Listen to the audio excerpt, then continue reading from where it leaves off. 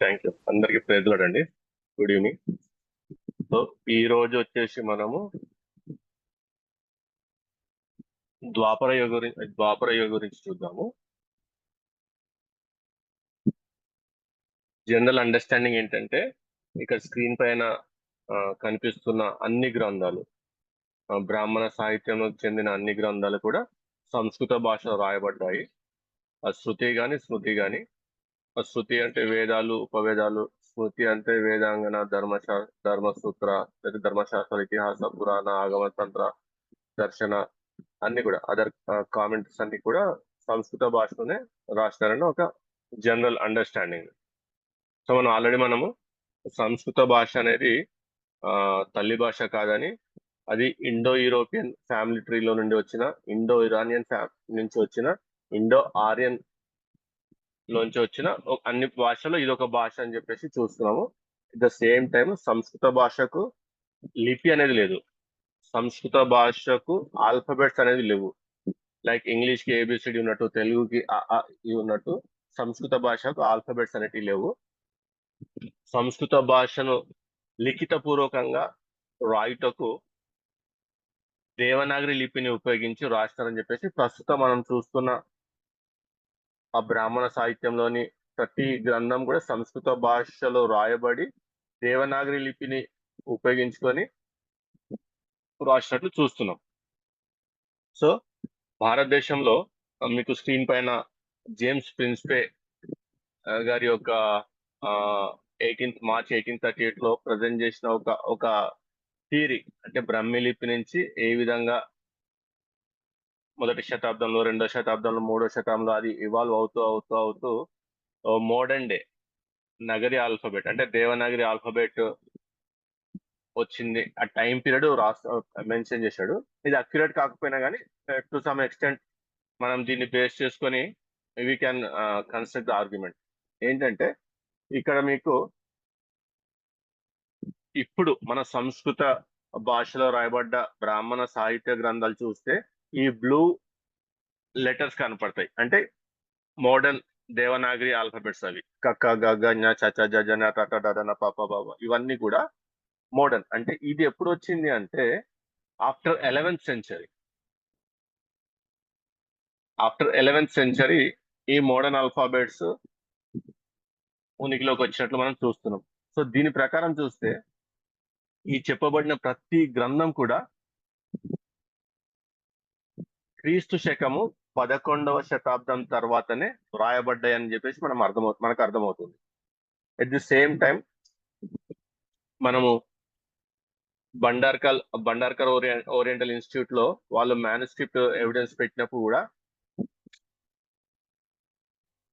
ఏది కూడా 11th సెంచరీకి ముందు మ్యానుస్క్రిప్ట్ లేదు వాళ్ళ దగ్గర.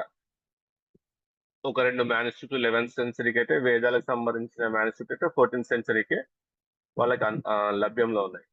సో కాబట్టి ఏ గ్రంథం రాసినా కానీ, ఈవెన్ ఎవిడెన్స్ ప్రకారం కూడా, మ్యానుస్క్రిప్ట్ ఎవిడెన్స్ ప్రకారం చూసినా కానీ 11th సెంచరీ తర్వాతనే వీళ్ళు రాసుకున్నది. అదొకటి చూసాము Sanskrit language. At the same time మనము సత్యయుగం అనేది వాస్తవమా లేకపోతే అది ఒక కల్పిత ఊహాగానం అనేది కూడా చూసాము. అది కల్పితము అని నిరూపించడానికి లేకపోతే కల్పితము అని ఒక కంక్లూజన్ కి రావడానికి మనం సత్యయుగానికి సంబంధించిన వేదాలు ప్లస్ మొదటి మానవ ధర్మశాస్త్రం చూసి, మహాభారతంలో, బ్రహ్మాండ పురాణంలో, ఇతర పురాణాలు అంటే ద్వాపర యుగానికి చెందిన, కలియుగానికి చెందిన గ్రంథాల్లో ఏ విధంగా సత్యయుగాన్ని వర్ణించుకున్నారు అనే శ్లోకాలు చూసి ఆ వర్ణన ప్రకారము మరి నిజంగా ఆ సత్యయుగంలో రాయబడ్డ వేదాలలో మనుస్మృతిలో ఉందా అని పరిశీలించి, లేదు, క్వైట్ కాంట్రడిక్టరీగా ఉంది కాబట్టి ఈ సత్యయుగం అనేది లేదు, ఎవరో ఇంట్లో కూర్చొని కల్పిత ఒక కాన్సెప్ట్ రాసినారని చెప్పేసి ఒక కంక్లూజన్కి వచ్చినాం.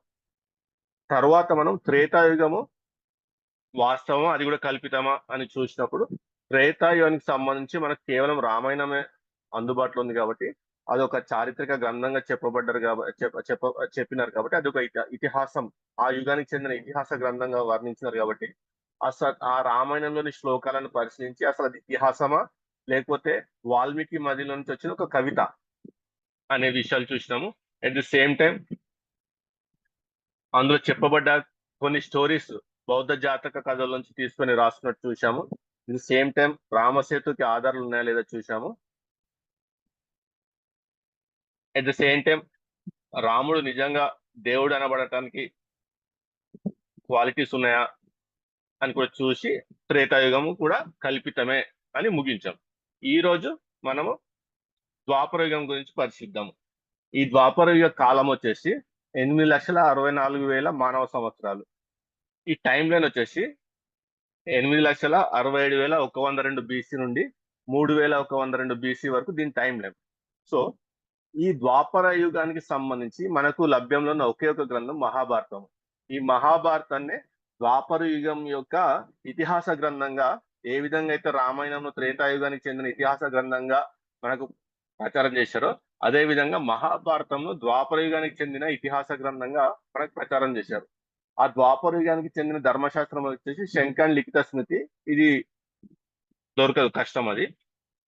కాబట్టి మనకు ఆ మహాభారత గ్రంథాన్ని పరిశీలించి అందులోంచి వచ్చిన విశ్వపర్వం నుంచి వచ్చిన భగవద్గీతను పరిశీలించి అసలు ఈ మహాభారత గ్రంథం అనేది హిస్టారికల్ బుక్ లేకపోతే ఇది కూడా ఒక కల్పిత గ్రంథం అనేది పరిశుద్ధం. ఎట్ ది సేమ్ టైం ద్వారకకు ఆర్కియాలజికల్ ఎవిడెన్సెస్ ఉంది, ద్వారక బయలుపడింది అని చెప్పేసి వీడియోస్ యూట్యూబ్ లో కోకలలో ఉన్నాయి. మరి అది ఎంతవరకు నిజం అనేది కూడా పరిశీలిద్దాం ఈరోజు. సో మొదటగా భగవద్గీతను చూద్దాం, ఎందుకంటే మహాభారతం పెద్ద గ్రంథం కాబట్టి ఈ భగవద్గీత చూద్దాము. మహాభారతంలోని భీష్మ పర్వంలోని ఒక 18 చాప్టర్స్ ని తీసుకొని మనకు భగవద్గీతగా ప్రజెంట్ చేశారు కాబట్టి అది ప్రజెంట్ చేస్తూ అందులో కృష్ణుడిని దేవుడిగాను చూపిస్తూ కృష్ణుడు చెప్పిన గీతగా దీన్ని మనకు పరిచయం చేసినారు. కాబట్టి అసలు ఈ భగవద్గీత అనేది ఎందుకు రాయబడింది అనే విషయాన్ని, ఎందుకు రాసుకోవాల్సి వచ్చింది, ఎందుకు ఇది ప్రచారంలో తీసుకురావాల్సి వచ్చింది అనే విషయాన్ని చూద్దాం మొదట. సో డాక్టర్ అంబేద్కర్ గారు చెప్పేది ఏంటంటే, ఈ భగవద్గీత అనేది వారిని జస్టిఫై చేయటానికి, అంటే చంపటాన్ని జస్టిఫై చేయటానికి రాస్తున్నారని చెప్పేసి రాస్తాడు. యుద్ధంలో అపోనెంట్ ని చంపటాన్ని జస్టిఫై చేసుకుంటానికి రాస్తున్నారని చెప్తూ ఫస్ట్ అదొక ఇన్స్టెన్స్ గా చెప్తూ, అట్ ది సేమ్ టైం వర్ణాశ్రమ ధర్మాన్ని లేదా చాతుర్వర్ణ ధర్మాన్ని ప్రచారం చేసుకోవటానికి, అది దేవుడే పెట్టిన ధర్మము, ఆ చాతుర్వర్ణ ధర్మము యథావిధిగా కొనసాగిన రోజులే ధర్మం 4 పాదాల మీద నడిచినట్టు, లేకపోతే ఏమైనా మార్పులు చేర్పులు జరిగి ధర్మం కుంటుపడినప్పుడు కృష్ణుడు మరలా జన్మిస్తాడు ధర్మస్థాపన కోసము, ఆ చాతుర్వర్ణ వ్యవస్థను తిరిగి స్థాపించడానికి మరలా జన్మిస్తా అని చెప్పి శ్లోకాలు రాస్తూ ఆ విధంగా రాస్తున్నారని చెప్తూ, అలాగే కర్మ మార్గాన్ని కూడా బలంగా చెప్పడానికి రాస్తుందని చెప్తూ అంబేద్కర్ గారు doctor Babasaheb Ambedkar writings and speeches volume 3లో Krishna and his Gita chapter లో వివరించడం చూస్తాం. సో ఇక్కడ మెయిన్ గా ఏంటంటే చాతుర్వర్ణ ఆ ధర్మాన్ని ప్రజలపై రుద్దటానికి దేవుడే దాన్ని చెప్పాడు కాబట్టి ఏ వర్ణంలో ఉన్నవాడు ఆ వర్ణానికి ఏర్పరచబడిన పనులు మాత్రమే చేయాలి, వేరే వర్ణం వాళ్ళ యొక్క పనుల జోలికి వెళ్ళకూడదు అని చెప్పటం కోసం రాసుకున్నారు అని చెప్పడం జరిగింది. అలాగే మనం మహాభారతాన్ని పరిశీలించినా కానీ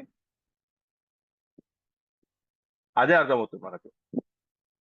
మహాభారత బుక్ 3 వనపర్వ మార్కండేయ సమస్య పర్వ సెక్షన్ 190లో చూస్తే స్పష్టంగా అక్కడ, and the brahmanas will be devoted to their sixfold duties, study, teaching, performance of sacrifices of their own account, offering, officiating as sacrifices performed by others, charity and acceptance of gifts. And the kshatriyas will be devoted to feats of prowess, and shudras will be devoted to service of the 3 orders. అంటే శూద్రులు పై 3 వర్ణాలకు సేవ చేయడానికి రాస్తున్నారని ఉంటుంది. అలాగే ఇంకొక దగ్గర ఏమని రాస్తున్నారంటే మహాభారతంలో బుక్ 3 వనపర్వ మార్కండేయ సమస్య పర్వలోనే, oh sinless one, listen to the auspicious words that I will now speak to thee, never do though humiliate a Brahmana ఎవరు చెప్తున్నారు? శ్రీకృష్ణుడు చెప్తున్నాడు. ఏమని? Never do though humiliate a Brahmana, for a Brahmana if angry maybe his word destroy the 3 worlds. బ్రాహ్మణుడి యొక్క కోపము ముల్లోకాల్ని దహించి వేస్తుంది, ముల్లోకాల్ని నాశనం చేస్తుంది. కాబట్టి బ్రాహ్మణుడు ఎప్పుడు కూడా షుడ్ నాట్ హ్యూమిలేట్, అతని కోపం తెప్పించొద్దు అని స్వయంగా కృష్ణుడే చెప్తున్నాడు ఇక్కడ. సో దీన్ని బట్టి మనకు అర్థమైంది ఏంటిది?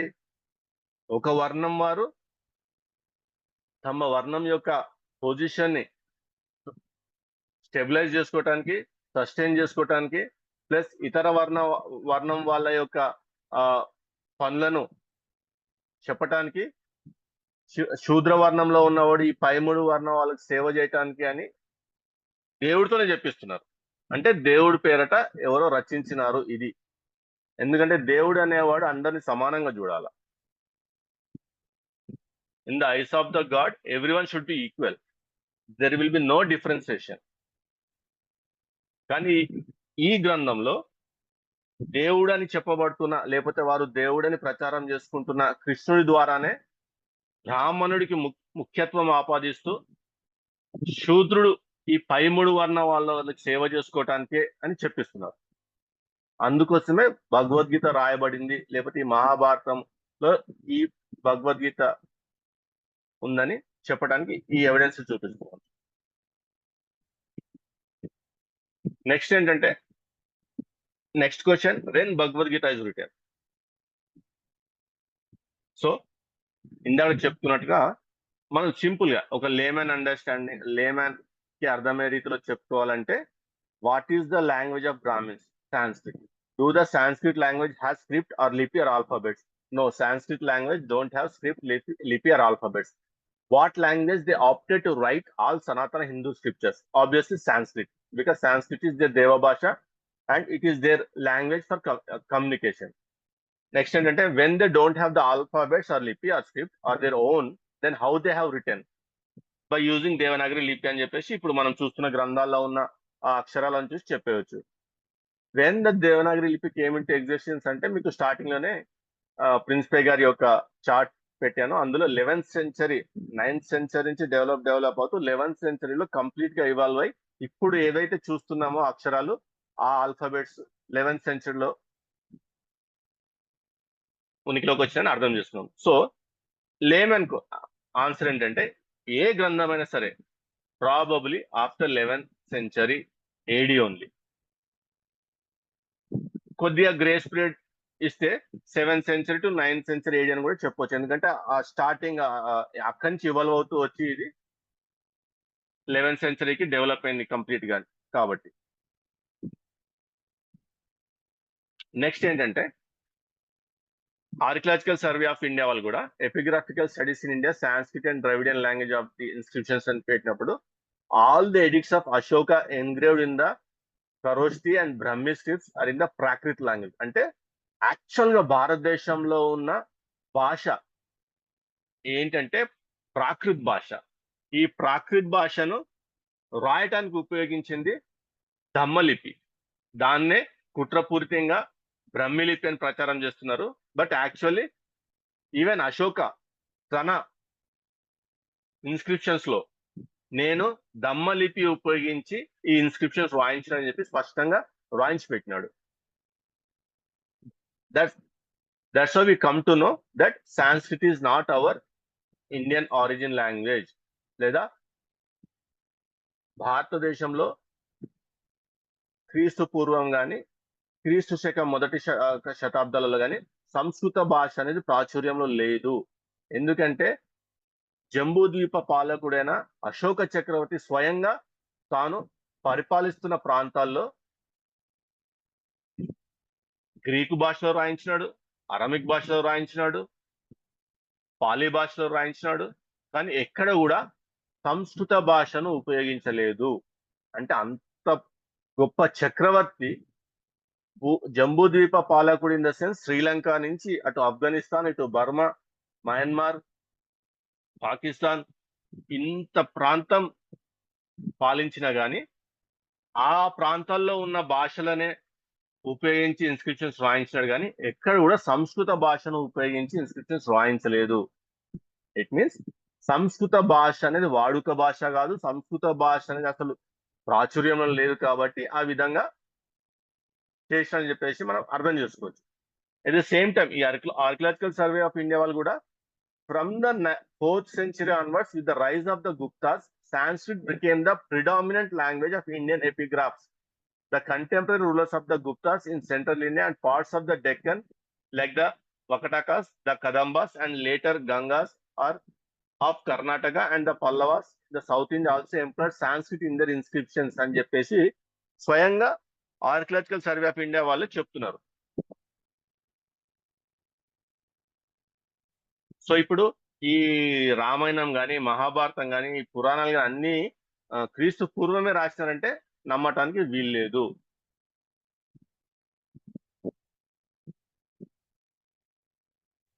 ఇందాక చెప్పినట్టు బండార్కర్ ఓరియంటల్ రీసెర్చ్ ఇన్స్టిట్యూట్ లో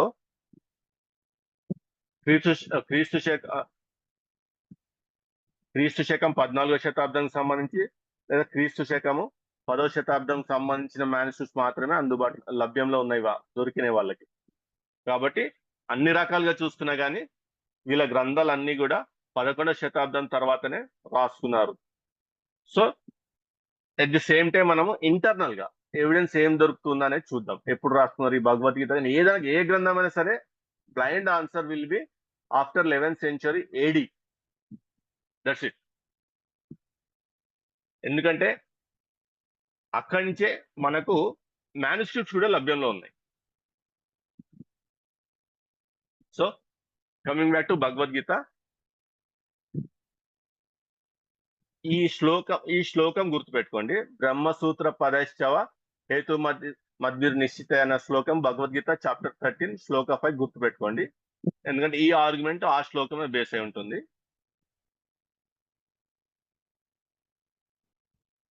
ముందుగా చెప్పినట్టు భీష్మ పర్వంలోని అధ్యాయాలను తీసుకొని భగవద్గీతగా మనకు సపరేట్ గా అందించినారు. సో ఇక్కడ ఇంకొకటి ఏంటంటే మనం గమనించాల్సింది, మహాభారత అశ్వమేధ పర్వ, అనుగీత పర్వ సెక్షన్ 16 లో శ్లోకాలు 6-7 చదివినప్పుడు అర్జునుడు వచ్చి తన బావమరిదిని అడుగుతాడు. బావమరిది ఇన్ సెన్స్ కృష్ణుడిని. ఏమనంటే, ఆ యుద్ధ రంగంలో నువ్వు నాకు ఏదైతే బోధించినావో అదంతా నేను మర్చిపోయినాను, నాకు తిరిగి మరలా బోధించు అని చెప్పేసి అడుగుతాడు. జవాబుగా అర్జునుడు ఏమంటాడంటే, అదంతా ఇప్పుడు జ్ఞాపకం చేసుకొని గుర్తు తెచ్చుకొని చెప్పటం నా వల్ల కాదు, నేను కూడా మర్చిపోయినా అంటాడు. It is impossible for me, O Dhananjaya, to repeat in detail all that I said on that occasion. That religion is more than sufficient for understanding Brahma. I cannot discuss on it again in detail. నేను చెప్పలేను, మర్చిపోయానని చెప్తాడు.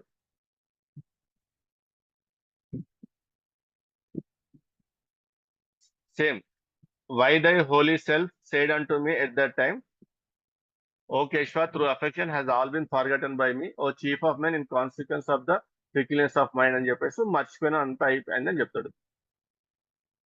ఇక్కడ question ఏంటంటే, చెప్పినవాడు మర్చిపోయినాడు, విన్నవాడు మర్చిపోయినాడు,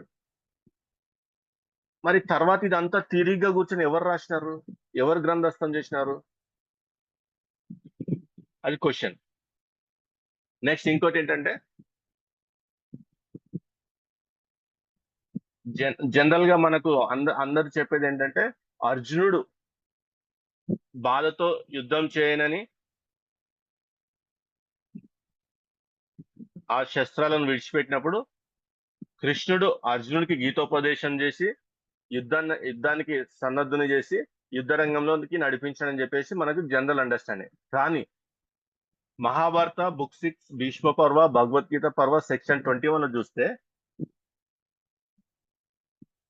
అక్కడ అసలు అర్జునుడు కాదు దుఃఖానికి లోనైంది. అక్కడ దుఃఖానికి లోనైంది ధర్మరాజు. ధర్మరాజు దుఃఖానికి లోనే ముఖమంతా పాలిపోయి అర్జునుడి దగ్గరికి వచ్చి, oh mighty arm Dhananjaya, how shall we able to fight in a battle with the Dhritarashtras who have the grand sir for the chief Immovable and impenetrable is this array that has been designed according to the rules laid down in the scriptures by that grandson of course Bhishma అని చెప్పేసి ధర్మరాజు అర్జునుడి దగ్గర బాధను వ్యక్తం చేస్తాడు. ఎట్లా చేస్తాం వీళ్ళతో యుద్ధం అది ఇది అని చెప్పేసి. మనకేం చెప్తారు, అర్జునుడు అట్లా బాధపడి అస్త్రాలను పక్కన పెట్టినప్పుడు కృష్ణుడు వచ్చి గీత బోధించి అర్జునుడు రెడీ చేసి యుద్ధం చేయించాడు అర్జున్ అని చెప్తారు, కానీ అది కాదు అక్కడ.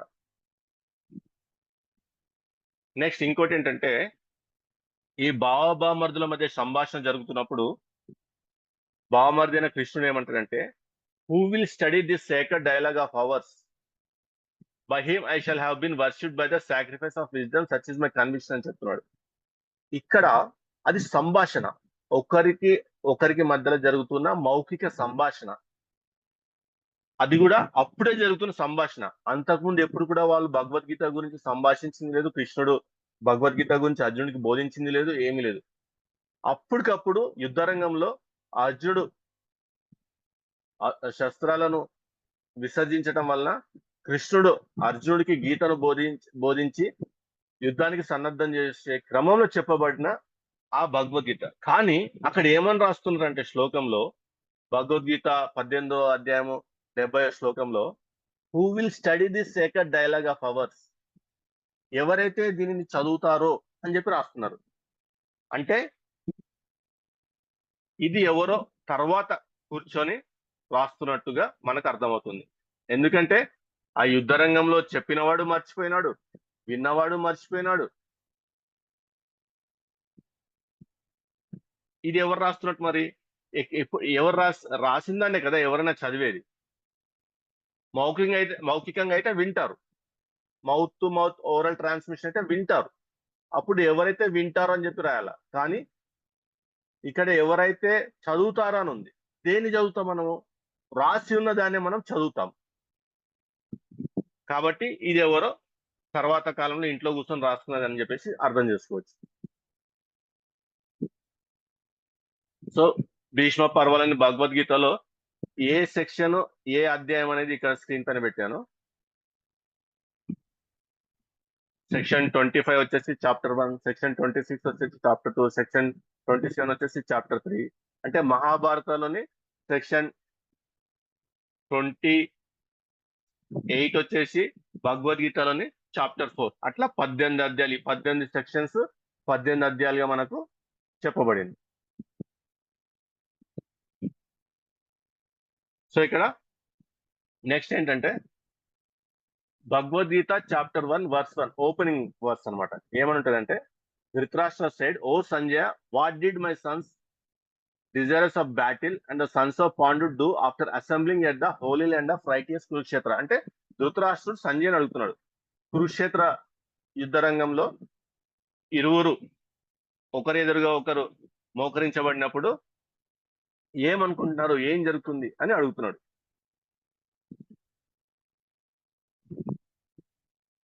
అప్పుడు సంజయ్ ఏం చెప్తాడంటే, behold the army of the Pandavas arrayed king Duryodhana approaching the preceptor Dorna said this was, behold, O preceptor, this vast army of the son of Pandu arrayed by the Drupada's son Drishtadyumna, thy intelligent disciple అని చెప్పేసి explain చేస్తుండు.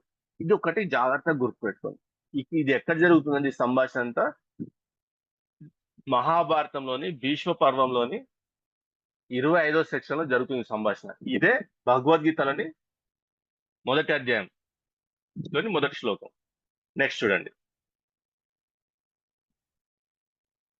మహాభారతంలోని book 6 లోని Bhishma పర్వంలోని section 13 చదువుతున్నప్పుడు ఇక్కడ ఏమనుంటదంటే, సంజయుడు యుద్ధ రంగం నుంచి తిరిగి వస్తున్నట్లు, అప్పటికి భీష్మ పితామహుడు చనిపోయినట్లు ఉంటుంది. జాగ్రత్త వినండి. ఇక్కడ 25వ సెక్షన్ లోనేమో ధృతరాష్ట్రుడు సంజయ్ అడుగుతున్నాడు, ఏం జరుగుతుంది అక్కడ చెప్పమని. సంజయుడు చెప్తున్నట్టు చూస్తున్నాం. కానీ సెక్షన్ 13 లో చూస్తే అక్కడ భీష్మ పితామహుడు చనిపోయినట్టు, ఆ విషయాన్ని ధృతరాష్ట్రునికి చెప్పడానికి సంజయుడు యుద్ధ రంగం నుంచి బయలుదేరి వస్తున్నట్టు చూస్తాం. మనం మనకు టీవీలో చూపించిన మహాభారతంలో కానీ లేదా జనరల్ గా చెప్పే దాంట్లో కానీ జనరల్ గా ఓవరాల్ గా చెప్పే దాంట్లో ఏంటంటే సంజయుడికి యుద్ధ రంగంలో జరిగేది చూడటానికి దివ్య దృష్టి ఇస్తాడు. వ్యాసుడు దివ్య దృష్టి అనుగ్రహించడం వల్ల అక్కడ జరుగుతున్న విషయాలు చూస్తూ ఇక్కడ ధృతరాష్ట్రునికి ఎక్స్ప్లెయిన్ చేస్తాడని చెప్పేసి చెప్తారు మనకి. కాకపోతే మరి ఇక్కడ 13వ సెక్షన్ లో సంజయుడు యుద్ధరంగం దగ్గర ఉన్నట్టు, అప్పటికి భీష్ముడు చనిపోయినట్టు, ఆ సావు వార్తను ధృతరాష్ట్రుడికి చెప్పడానికి బయలుదేరి వస్తున్నట్టు చూస్తున్నాం. అంటే ఇంటర్పోలేషన్ జరిగింది. ఎవరో ఈ భగవద్గీతలో చెప్పబడుతున్న మొదటి అధ్యాయాన్ని మహాభారతంలో భీష్మ పర్వంలో చెప్పబడుతున్న 25వ సెక్షన్ లో చెప్పబడుతున్న దాన్ని ఎవరో మధ్యలో ఇరికించారు. ఆ భగవద్గీతని ఇరికించడానికి అదంతా అధ్యాయాన్ని ఇరికించని చెప్పేసి అర్థమవుతుంది. ఎందుకంటే 25వ సెక్షన్ కంటే ముందు 13వ సెక్షన్ లో భీష్ముడు చనిపోతాడు. యుద్ధరంగం నుంచి సంజయుడు ఆ సావు వార్త మోసుకొని ధృతరాష్ట్రం దగ్గరకు వస్తున్నాడు.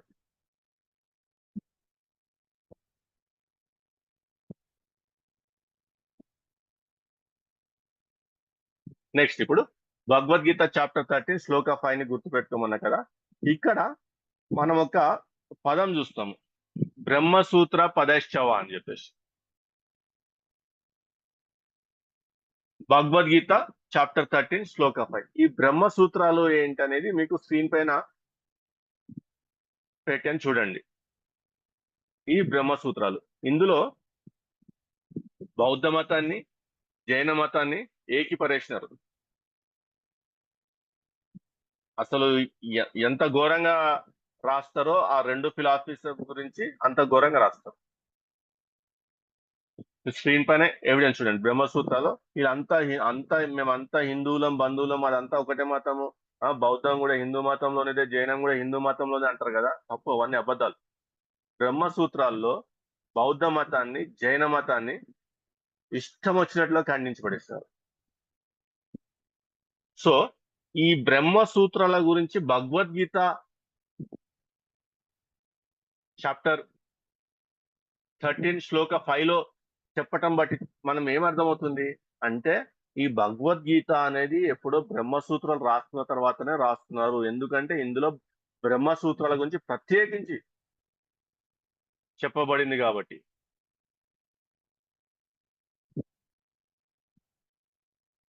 నెక్స్ట్ ఆ బ్రహ్మసూత్రాల్లో బౌద్ధ మతాన్ని, జైన మతాన్ని ఖండిస్తున్నారంటే ఇది బౌద్ధ మతము, జైన మతం తర్వాతనే రాస్తున్నారని చెప్పి అర్థమవుతుంది. అందులోనూ స్పెసిఫిక్ గా బౌద్ధ మతంలోని విజ్ఞానవాదాన్ని ఖండిస్తారు ఇక్కడ. ఇది వివిధ ట్రాన్స్లేటర్స్ మీకు ఎవిడెన్స్ గా ఉండడానికి 2-3 ట్రాన్స్లేటర్స్ పెట్టాను స్క్రీన్ పైన.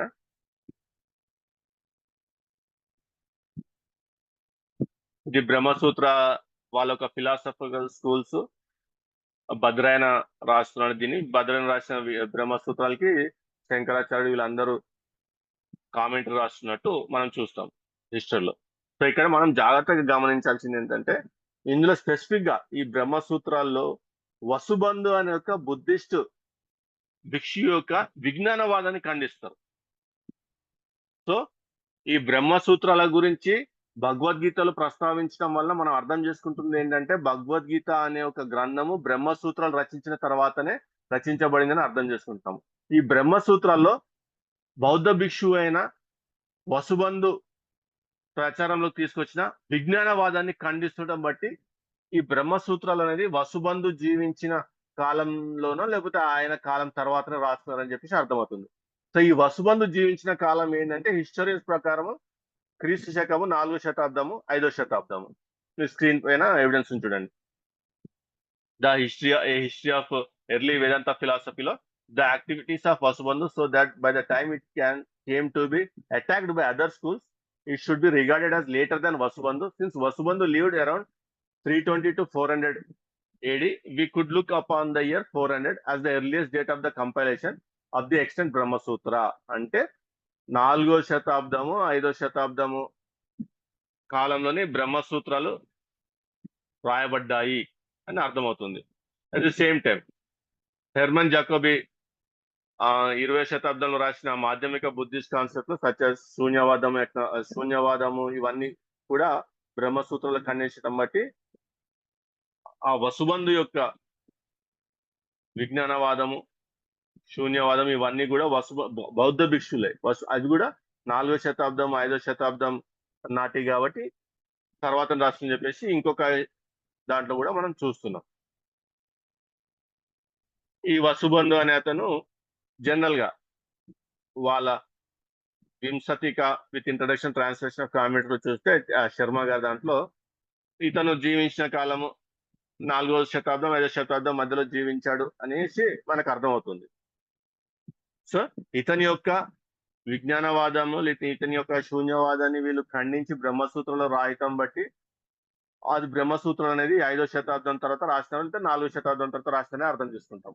ఈ బ్రహ్మసూత్రాల గురించి భగవద్గీతలో ప్రస్తావించారు కాబట్టి భగవద్గీత అనేది బ్రహ్మసూత్రాలు రాసుకున్న తర్వాతనే రాశారని అర్థమవుతుంది కాబట్టి అదొక 5వ శతాబ్దంలో 6వ శతాబ్దంలో రాసుకున్నారు అనుకుందాం. జస్ట్ మీకు ఆర్గ్యుమెంట్స్ ఇన్ జనరల్ ఏ గ్రంథమైనా సరే 11వ శతాబ్దం తర్వాతనే రాసుకున్నారు వీళ్ళు. ఎందుకంటే 11వ శతాబ్దంలో సంపూర్ణంగా అభివృద్ధి చెందిన దేవనాగరి లిపి ఉపయోగించి రాసుకున్న గ్రంథాలను ఇప్పుడు మనం చూస్తున్నాం. స్క్రీన్ పైన కూడా చూడండి. ఈ సంపూర్ణంగా అభివృద్ధి చెందిన దేవనాగరి లిపి ఉపయోగించిన రాసిన గ్రంథాలు మనం ఇప్పుడు చూస్తున్నాం. The same time manuscript evidence కూడా 10వ శతాబ్దం 11వ శతాబ్దం తర్వాతనే మనకు లభ్యంలో ఉన్నాయి. సో ఇవన్నీ చూసుకుంటూ కూడా వీళ్ళు చెప్తున్న ప్రకారము ఆ త్రేతాయుగంలో లేదా ద్వాపర యుగంలో రాసుకున్న గ్రంథం కానే కాదు ఇది. ఆ యుగానికి సంబంధించిన ఇతిహాస గ్రంథం అసలే కాదు అనేది మనం అర్థం చేసుకోవాలా.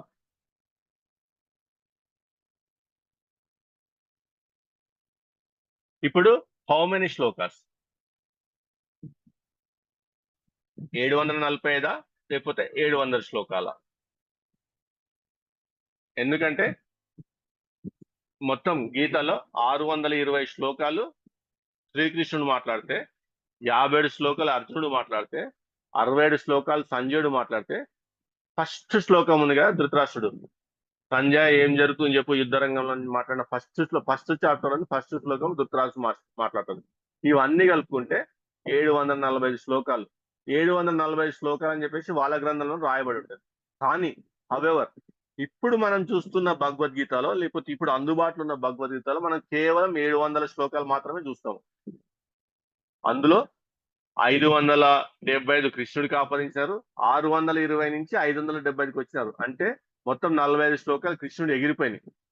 అర్జునుడు 57 మాట్లాడిన శ్లోకాలు వాళ్ళ గ్రంథంలో చెప్తుంటే ఇప్పుడు చూస్తున్న గ్రంథంలో 84 శ్లోకాలు అవుతాయి. అంటే అర్జునుడి శ్లోకాలు పెరిగినాయి.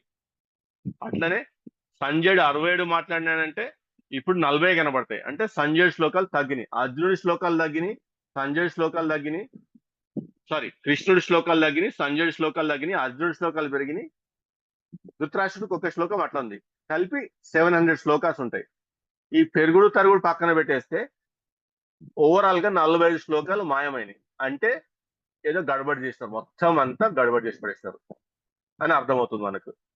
వాళ్ళకి ఇష్టం ఉన్న శ్లోకాలు ఉంచినారు, ఇష్టం లేని శ్లోకాలు తీసేసినారు, వాళ్ళకి కావాల్సిన శ్లోకాలు యాడ్ చేస్తున్నారు, వాళ్ళకి అవసరం లేని శ్లోకాలు అవసరం ఉన్న వ్యక్తికి శ్లోకాలు పెంచినారు, అవసరం లేని వ్యక్తికి శ్లోకాలు తగ్గించుకున్నారు, ఇష్టం కూడా చేసినారు. నెక్స్ట్ ఇది కూడా జాగ్రత్తగానండి. దాదాపుగా 25 రకాల ప్రసిద్ధి వ్యాఖ్యానాలు భాష్యాలు భగవద్గీతకు అందుబాటులో ఉంటాయి. ఇవన్నీ కూడా after 13th century 14th century కుప్పలు తెప్పలు వచ్చి పడ్డాయి వ్యాఖ్యానాలు కానీ లేకపోతే భాష్యాలు కానీ ఏమైనా సరే. 25 రకాల ప్రసిద్ధి చెందిన వ్యాఖ్యానాలు ఆస్తికత్వము, నాస్తికత్వము, నిత్య జీవవాదము, అనిత్య జీవవాదము, దేహాత్మవాదము, ఇంద్రియాత్మవాదము, శ్రౌద్రం, తర్పణం, వర్ణ వ్యవస్థ, సన్యాసం, రాజధర్మం, జ్ఞానయోగం, భక్తి యోగం, వైరాగ్యం, హింస, అహింస, కర్తవ్యం, అకర్తవ్యం, పుణ్యం, పాపం, ఇలా అనేక విషయాల్లో అన్ని ఇది లేదు అది లేదు అన్నిట్లలో వెళ్ళిపెట్టి వాసన చూసారు. చివరికి ఎట్లా తయారైందంటే అది ఒక గాడి పెట్టేవాని లాగా ఒక కలగుర గంపలా తయారై ఎవరికి ఏది కావాలో తీసుకోవటం స్టార్ట్ చేశారు అందులో. ఇట్లా ఇదెందుకు చెప్తున్నా అంటే ఒకడు భగవద్గీత ద్వారా అద్వైతం చెప్పిండు, అదే భగవద్గీత ద్వారా ఇంకొకడు ద్వైతం చెప్పిండు, అదే భగవద్గీత ద్వారా ఇంకొకటి విశిష్ట అద్వైతం చెప్పిండు. ఈ ద్వైతము అద్వైతము విశిష్ట అద్వైతము ఒక్కడికొక్కడికి పొంతన కుదరదు, ఒక్కడినొక్కడు ఒప్పుకోరు, ఒక్కడినొక్కడు ఖండించుకుంటారు. కానీ అందరూ వాడుకుంది భగవద్గీత. మళ్ళీ తర్వాత ఇంకొకటి వచ్చి ఇదే భగవద్గీత ద్వారా శుద్ధ ద్వైతం చెప్పిండు. మళ్ళా ఇంకొకటి వచ్చి ద్వైతద్వైతం చెప్పిండు. అంటే ఒక్క భగవద్గీతని ఇన్ని రకాలుగా ఎట్లా చెప్పగలుగుతారు? అంటే ఎవ్వరికి అనుకూలంగా, ఎవ్వని ఫిలాసఫీకి అనుకూలంగా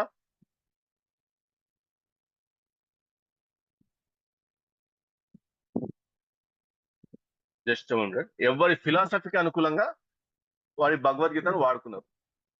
కొందరు ఇందులో జీవుడు ఒక్కడే అంటే కొందరు కాదన్నారు, కొందరు ఈ ప్రపంచం మిథ్య అంటే కొందరు సత్యం అన్నారు, కర్మ జ్ఞానం కలిసే ఉంటాయని కొందరంటే అవి రెండు విరుద్ధం అని కొందరు అన్నారు, కొందరు జ్ఞానం ప్రధానం అంటే కొందరు భక్తి ప్రధానం అన్నారు. అంటే ఎవరికి ఇష్టం వచ్చినట్టు ఎవరి ఫిలాసఫీకి తగ్గట్టు వాడు ఈ భగవద్గీతను ఉపయోగించుకొని వాని ఫిలాసఫీ చెప్తున్నారు. పోనీ ఇన్ని రకాల ఫిలాసఫీలో ఎక్కడైనా కామన్ పాయింట్ ఉందంటే ఏది లేదు, అన్ని కాంట్రడిక్టరీ. వీనికి నచ్చి వీడు చెప్పుకున్నాడు, వాడిని చెప్పినాడు, వాడు చెప్తున్నాడు, కామన్ పాయింట్ అనేది ఉండనే ఉండదు. నెక్స్ట్ అసలు ఈ స్టోరీ ఏంటిది? మహాభారతము కౌరవ పాండవ సేనలు 2000 మోకరించబడి యుద్ధానికి ఉత్సాహపడుతున్న సమయంలో భావబంతి కృష్ణుడు భావ అర్జునుడికి స్వయాన గీతోపదం చేశాడని ఇది మనకు జనరల్ వాడుకంలో ఉన్న విషయం. కానీ మొదటిగా ఇంతకుముందు చెప్పినట్టు ఒరిజినల్ గా 745 శ్లోకాలు ఉంటే 45 శ్లోకాలు మాయమై 700 శ్లోకాలే ఉన్నాయి. రెండోదిగా ఈ బావాబామద్దుల మధ్య జరుగుతున్న సంభాషణ ఎవరు విన్నారు, ఎవరు గ్రంథస్థం చేసినారు ఏంటనే విషయాలు ఎవరికి తెలియదు. యాక్చువల్ గా పరిశీలిస్తే వచ్చి బావబాని అడుగుతాడు, నువ్వు చెప్పింది మర్చిపోయినా మళ్ళా చెప్పంటే నేను మర్చిపోయినా చెప్పడం కుదరదని ఈయన అంటాడు. ఇక అది మళ్ళీ తర్వాత ఎప్పుడు కూడా చెప్పబడలేదు ఎక్కడ కూడా. ఇంకా కాంట్రడిక్టరీ ఏంటంటే ఈ మహాభారతం అనేది వ్యాసుడు రాసిన చెప్పేసి మనకు చెప్తారు. ఇదే వ్యాసుడు మహాభారతం రాసుంటే మరి మహాభారతం రాసినట్లుగానే అందులోంచే అధ్యాయాలు భీష్మ పర్వంలోని 18 అధ్యాయాలు యాజ్ ఇట్ ఈస్ గా 25 సెక్షన్ నుంచి తీసుకుంటూ మొదటి అధ్యాయం తీసుకొని నెక్స్ట్ సెక్షన్ నుంచి రెండో అధ్యాయం తీసుకుని అట్లా 18 సెక్షన్ నుంచి 18 అధ్యాయాలు తీసుకుంటే వ్యాసుడు ఏమైతే మహాభారతంలో రాసినాడో అటు అవే విషయాలు యాజ్ ఇట్ ఈస్ గా భగవద్గీతలో ఉండాల. కానీ మనం చాలా డిఫరెన్సెస్ చూస్తాం. ఉదాహరణకు స్క్రీన్ పైన కొన్ని పెట్టాను, చదువుతా చూడండి. భగవద్గీత మొదటి అధ్యాయం 3వ శ్లోకంలో పాండవ సేనకు యుద్ధ వ్యూహం చేసిన వాడు ద్రుపదుని కుమారుడు దృష్టద్యుమ్నుడు అని ఉంటుంది. అదే విషయము మహాభారతంలో భీష్మపర్వం 19వ అధ్యాయంలో పాండవ సేనకు యుద్ధ వ్యూహం చేసిన వాడు ధనుంజయుడు అని ఉంటుంది. సో భగవద్గీత మహాభారతము ఒక్క వ్యక్తి రాసి ఉంటే కాంట్రడిక్టరీ స్టేట్మెంట్స్ చేయడు కదా. పాండవ సేనకు భగవద్గీతలో దృష్టద్యుమ్నుడు ఉన్నాడని చెప్పేసి రాస్తే అదే మహాభారతంలో ధనుంజయుడు చేసినాడు యుద్ధ వ్యూహం అంతా అని చెప్పేసి ఉంటుంది. ఎట్లా కాంట్రడిక్టరీగా ఉంటుంది? సో అది వేరు ఇది వేరు, అది రాసింది వేరు ఇది రాసింది వేరు. ఇంకొకటి భగవద్గీత మొదటి అధ్యాయం 8వ శ్లోకంలో కౌరవ యోధులో గొప్పవారు 7 అని ఉంటే మహాభారతం భీష్మ పర్వం 16వ అధ్యాయంలో 10 మంది రాసినారు. అంటే ఒక్క వ్యక్తి రాస్తున్నప్పుడు ఇట్లా ఎట్లా కాంట్రడిక్టరీగా రాస్తాడు? అక్కడ ఒక రకంగా రాసి ఇక్కడ ఒక రకంగా ఎట్లా రాస్తాడు? ఇదన్నీ పక్కన పెడితే మహాభారతం అంతా ఒకటేసారి రచించినాడు కదా వ్యాసుడు. ఆ రాసినప్పుడు యాజ్ ఇట్ ఈస్ అందులోంచే తీసుకొని ఒక సపరేట్ బుక్ తయారు చేసినప్పుడు శ్లోకాలు ఎట్లా మారిపోతాయి? అక్కడ ఒక రకంగా రాసి ఇందులో ఒక రకంగా ఎట్లా రాసి ఉంటుంది అనేది క్వశ్చన్. నెక్స్ట్ భగవద్గీత మొదటి అధ్యాయం 10వ శ్లోకంలో పాండవ సేనకు నాయకుడు భీముడు అని ఉంటే 3వ శ్లోకంలో దుశ్శబ్దుడు అని ఉంటుంది. అదే విషయం మహాభారతంలో పాండవ సేనకు నాయకుడు ధనుంజయుడు అని ఉంటుంది. అంటే ఇంత కాంట్రడిక్టరీగా భగవద్గీతలోనే 2 రకాలుగా రాస్తున్నారు, మళ్ళీ మహాభారతం రాస్తే ఇంకో రకంగా రాస్తారు.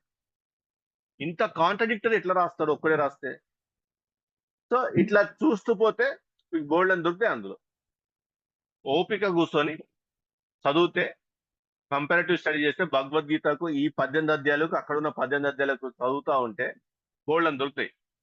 ఇవన్నీ చూస్తే లాస్ట్ కి చెప్పేది ఏంటంటే ఇది భగవద్గీత అంటే భగవాన్ ఉవాచ అంటే భగవంతుడు చెప్పినని చెప్తారు కదా, ఇది భగవాన్ ఉవాచ కాదు, మనం బ్రాహ్మణ ఉవాచ అనాల్సి వస్తుంది ఇవన్నీ చూసిన తర్వాత.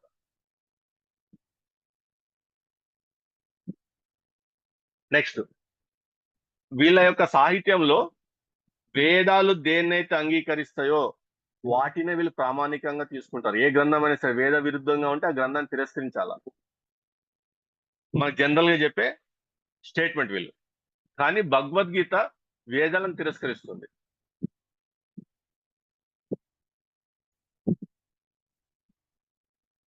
సో ఎప్పుడైతే భగవద్గీత వేదాలను తిరస్కరిస్తుందో అప్పుడు ఇన్ జనరల్ గా వీళ్ళు భగవద్గీతను తిరస్కరించాల. కానీ పని కట్టుకొని ఈ రోజు వేదాలు కాదు ఏవి ప్రచారం చేయరు, కేవలం భగవద్గీతను ప్రచారం చేస్తారు పని కట్టుకొని. అదెట్లా? తప్పు కదా. అంటే ఇక్కడ ఎవరో ఒకరు వాంటెడ్లీ ఒక ఎజెండా ప్రకారము డ్రైవ్ చేస్తున్నారు, ఈ సాహిత్యాన్ని కూడా ఒక ఎజెండా ప్రకారమే డ్రైవ్ చేస్తున్నారు చెప్పేసి అర్థమవుతుంది. ఇంకోటి ఏంటంటే ఈ ఆర్య సమాజ్ వాళ్ళు వేదిక్ గీత అని చెప్పేసి ఒకటి పబ్లిష్ చేసినారు. అందులో అన్ని లేపేస్తారు, అది ఇంటర్పోలేషన్, ఇది ఇంటర్పోలేషన్, ఇది అబద్ధం, అది అబద్ధం అని లేపే శ్లోకాలు లేపేస్తారు, ఒక అధ్యాయాలే లేపేస్తారు. సో ఇట్లా చూసినప్పుడు అసలు మరి ఏది నమ్మాలా? ఇప్పుడు ఆర్య సమాజానికి చెందిన వ్యక్తులు చెప్తున్నట్టు వాళ్ళ భగవద్గీత నమ్మాలా, లేకపోతే ఇప్పుడు ఇస్కాన్ వారు ప్రాచుర్యంలో తీసుకొచ్చిన ఈ భగవద్గీత నమ్మాలా? ఎవరిది నమ్మాలా? ఇది ఒక క్వశ్చన్. అంటే ఒకే మతంలో రెండు రకాలు, ఇప్పుడు ఇస్కాన్ అన్న ఆర్య సమాజం అంతా హిందూ మతమే. హిందూ మతంలో రెండు సెక్ట్స్, ఒక సెక్ట్ వచ్చేసి ఈ భగవద్గీతలో అన్ని ఇంటర్పోలేషన్సే, శ్రీకృష్ణుని దేవుని చేయడానికి ఇవన్నీ రాస్తున్నారు, ఇవన్నీ ఇంటర్పోలేషన్సే, శ్రీకృష్ణుడు ఒక మహారాజు మాత్రమే అని చెప్పేసి అన్ని లేపేస్తారు. ఇంకొక సెక్ట్ ఇస్కాన్ సెక్ట్ వచ్చేసి శ్రీకృష్ణుడు సుప్రీం బీయింగ్, శ్రీకృష్ణుడు అది, శ్రీకృష్ణుడు ఇది అని చెప్పేసి వాళ్ళు ప్రచారం చేస్తారు. ఏది నమ్మాలి? అప్పుడప్పుడు అనిపిస్తుంది వీళ్ళు అందరికంటే క్రిస్టియానిటీ నయం అనిపిస్తుంది. క్రిస్టియానిటీ కూడా బోల్డ్ అని సెక్ట్స్ ఉన్నాయి, కానీ అట్లీస్ట్ దేవుడు ఒక్కడే అని బిలీవ్ చేస్తారు, ఒకే దేవుడిని బిలీవ్ చేస్తారు. కల్ట్స్ పక్కన పెట్టేసాడు. ఇప్పుడు క్యాథలిక్స్ అయినా, ప్రొటెస్టెంట్స్ అయినా, వేరే ఆర్థడాక్స్ అయినా, ఎవరైనా సరే, ఆంగ్లికన్స్ అయినా ఎవరు సరే, కానీ వాళ్ళు ఒకే దేవుడిని బిలీవ్ చేస్తారు. కానీ ఇక్కడ అట్లా కాదు కదా. ఇక్కడ ఒక సెక్ట్ వచ్చేసి ఆయన దేవుడు కాదంటారు, ఒక సెక్ట్ వచ్చేసి ఆయన దేవుడు అని ప్రచారం చేస్తారు. ఇంకోటి ఏంటంటే భగవద్గీత చాప్టర్ 15 verse 15 లో I am undoubtedly the author of the Vedas as well as he who is knowledgeable about all the Vedas అని చెప్పి రాస్తాడు. అంటే కృష్ణుడు చెప్పుకుంటాడు తన గురించి తాను.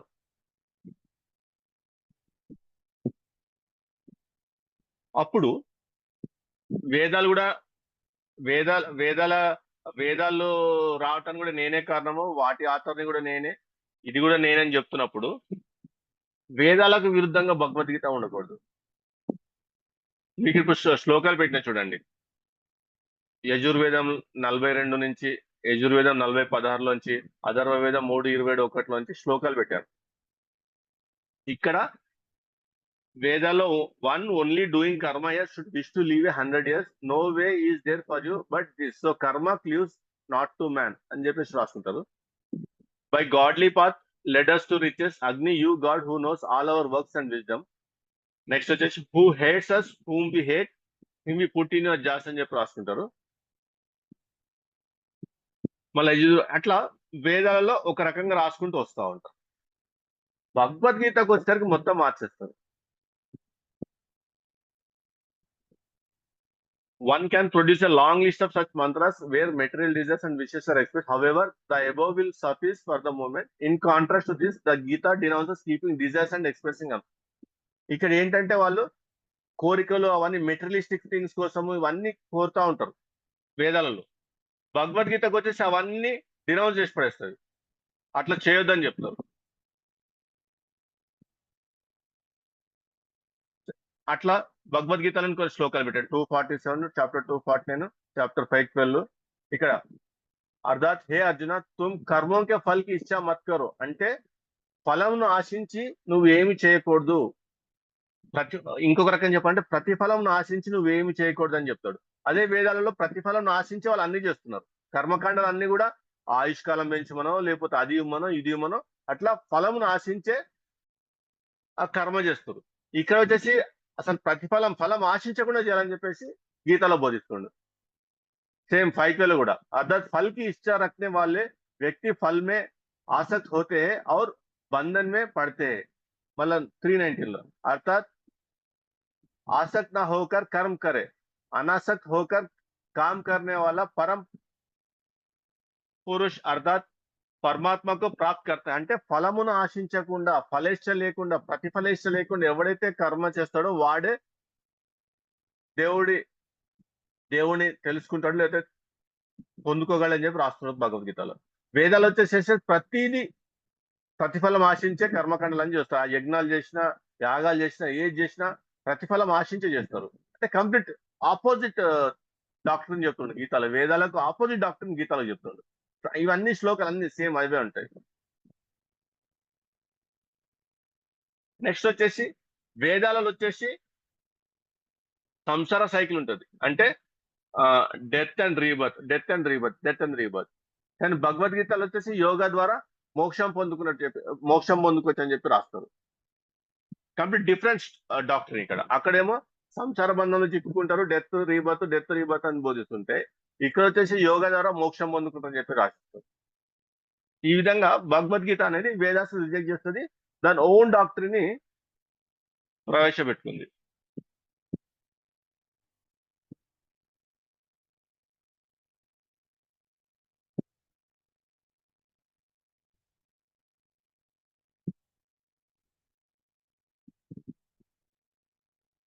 నెక్స్ట్ మనము హిస్టారిటీ చూద్దాం. ఇప్పుడు హిస్టారిసిటీ, ఇప్పుడు భగవద్గీత గురించి ఇప్పుడు దాకా చూసాం కదా. భగవద్గీత ఎప్పుడు రాసుకున్నారు, భగవద్గీత మరి వేదాలకు అనుకూలంగా ఉందా, వేద విరుద్ధంగా ఉందా అన్న విషయాలు చూసాం కదా. ఇప్పుడు మహాభారతం గురించి చూద్దాం. దీని యొక్క హిస్టారిసిటీ ఏంటి, దీని యొక్క డేటింగ్ ఏంటి అనే విషయం చూద్దాం. ఇప్పుడు మెయిన్ బుక్ పోతాం. ఇప్పుడు చిన్న పిక్చర్ నుంచి పెద్ద పిక్చర్ చూద్దాం.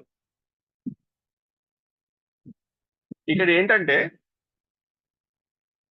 మహాభారత ఆదిపర్వ సెక్షన్ 1 లో ఇది రాసుకున్నట్టు ఉంటుంది.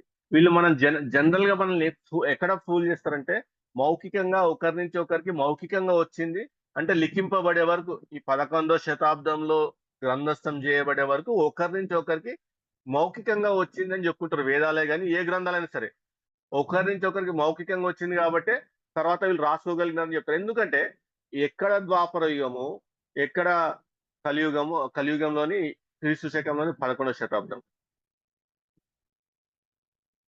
ద్వాపర యుగ అంతంలో అంటే 3102 అంటే 3000 బీసీ ఆ కాలంలో జరిగిన యుద్ధం జరుగుతుంది. తర్వాత యుద్ధం జరిగిన తర్వాత ఆ ద్వాపర యుగం అంతం అయిపోతుంది, తర్వాత కలియుగం స్టార్ట్ అవుతుంది.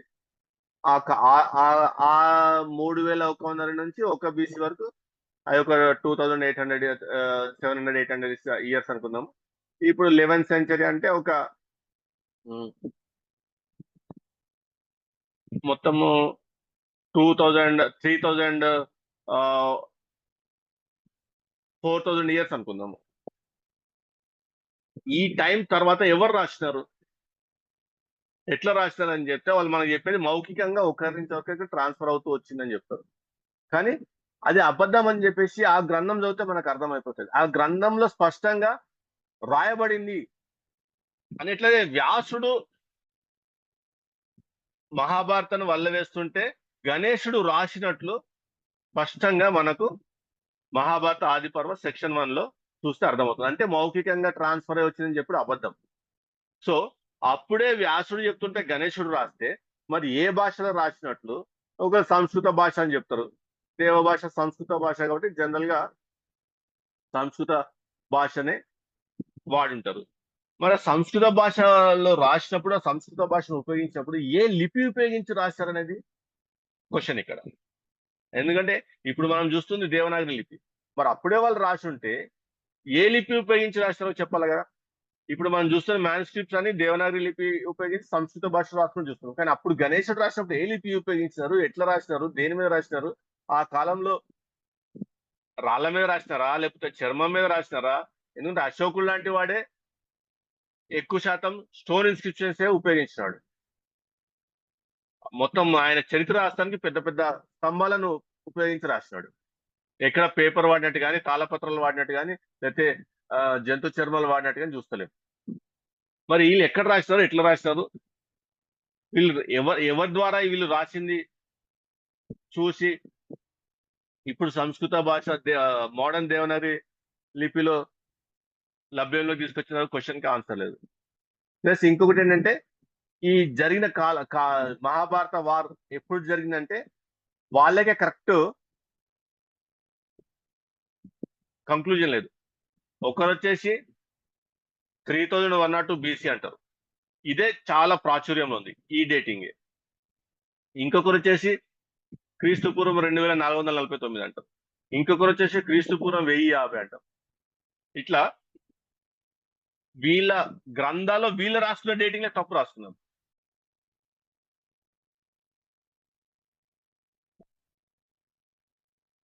కాబట్టి వీళ్ళకే మనల్ని అడుగుతారు, యేసు ప్రభు ఎప్పుడు పుట్టినాడో కరెక్ట్ డేట్ చెప్పండి అని చెప్పేసి. వాళ్ళ చక్కగలేదు, ప్లస్ వాళ్ళకు అసలు జవాబు కూడా దొరకదు దానికి. ప్లస్ మనల్ని అడుగుతారు డేటింగ్ చెప్పండి, డేటింగ్ చెప్పండి. మనం బైబిల్లో డేట్ రాయబడలేదు కాబట్టి మనం కరెక్ట్ డేట్ చెప్పాం, ఎందుకంటే బైబిల్లో లేదు కాబట్టి. Wherever Bible is silent, we should be silent. ఇక మిగిలినంత ప్రొడిక్షన్స్, అజంప్షన్స్, అన్నెసెసరీ కన్ఫ్యూషన్ కి లీడ్ చేస్తాం. కానీ వీళ్ళ గ్రంథాలు రాసుకున్నారు, ఒక్కొక్క గ్రంథంలో ఒక్కొక్క రకంగా రాసుకున్నారు. That is the problem.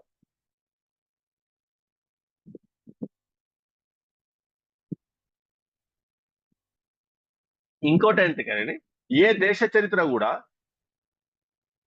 అన్నదమ్ముల మధ్య జరిగిన ఆస్తి వివాదం చరిత్ర అవుతుందా? ఇప్పుడు పాండవులకు కౌరవులకు మధ్య యుద్ధం జరిగింది, ఆస్తి పంపకాల తేడాలు వచ్చాయి కదా.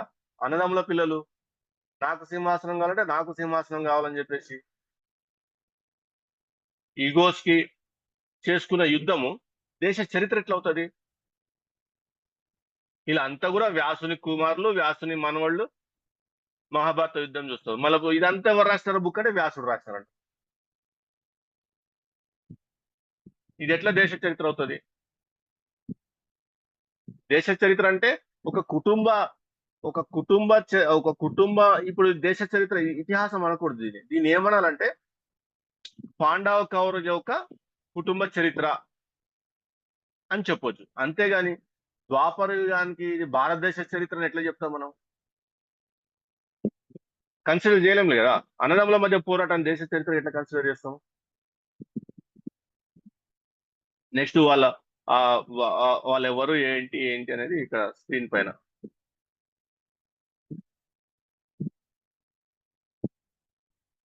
ఇప్పుడు ఆ యుద్ధానికి వద్దాం.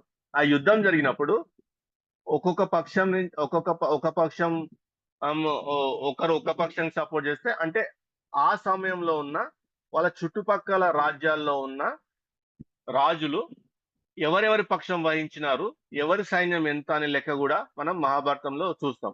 పాండవ సేన పక్షంలో 7 అక్షోనిస్ ఆఫ్ పాండవ, కౌరవ సేన పక్షంలో 11 అక్షోనిస్ ఆఫ్ కౌరవస్.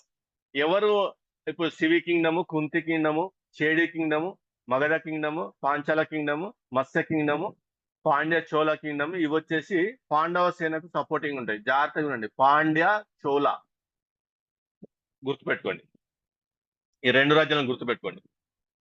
నెక్స్ట్ కౌరవ సేన పక్షంగా ప్రగ్యోజిస, మాద్ర, మహిష్మతి, మళ్ళా యాదవ సేన, కృష్ణుని ఇది, మళ్ళా జయద్రథుడు ప్లస్ కంబోజరాజు, ఈ కంబోజ గుర్తుపెట్టుకోండి. మళ్ళీ అవంతి, మళ్ళీ కళింగ, గాంధార, త్రిగాత్ర, వీళ్ళు కౌరవుల పక్షంగా యుద్ధం చేసినారు. ఇందులో మనం గుర్తుపెట్టుకోవాల్సింది పాండ్య రాజ్యము, చోళ రాజ్యము, కంబోజ రాజ్యము, కళింగ రాజ్యం. ఎందుకంటున్నా అంటే ఈ పాండ్య, చోళ, కళింగ నిన్న మొన్నటి రాజ్యాలు. వీటి చరిత్ర మనకుంది. వీటి ఆర్కియలాజికల్ చరిత్ర మనకుంది. ఎప్పుడు పాండ్యరాజ్యం ఎవరు స్థాపించినారు, ఏ ఏ కాలంలో స్థాపించారు, చోళ రాజ్యం ఎవరు స్థాపించారు, ఏ కాలంలో స్థాపించారు, కళింగ రాజ్యం ఎవరు స్థాపించారు, ఆ స్థాపకుడు ఎవరు, ఏ కాలంలో స్థాపించారు, ఇవన్నీ కూడా వాళ్ళ లెక్కల ప్రకారము ద్వాపరయుగానికి సంబంధించిన రాజ్యాలు కాదు కదా. ఇవన్నీ కూడా కలియుగానికి సంబంధించిన రాజ్యాలు కదా. మరి ఈ కలియుగంలో ఏర్పడిన రాజ్యాలు ద్వాపరయుగంలో యుద్ధం జరుగుతుంటే పోయి వారి పక్షంగా ఎట్లా పోరాటం చేసినాయి? దీనికి జవాబు ఎవరు చెప్తారు? ఎందుకంటే ఈ చోళ రాజ్యం ఇవన్నీ దక్షిణ భారతదేశ రాజ్యాలు. ఈ ఎప్పుడు పుట్టిని ఏంది, ఈ ఈ స్థాపకుడు ఎవడు, ఈ రాజ్య స్థాపకుడు, ఈ డైనాసిటీ స్థాపకుడు ఎవడు అని మనకు ఆర్కియలాజికల్ హిస్టరీ ఉంది. ఏది కూడా తిప్పి తిప్పి కొడితే 300-400 బీసీకి పూర్వం పోవు. మరి ద్వాపరయుగంలో పోయి వాళ్ళ పక్షం ఎట్లా పోరాటం చేసి యుద్ధం చేశారు అని క్వశ్చన్. దీనికి ఆన్సర్ ఎవరు చెప్తలేరు.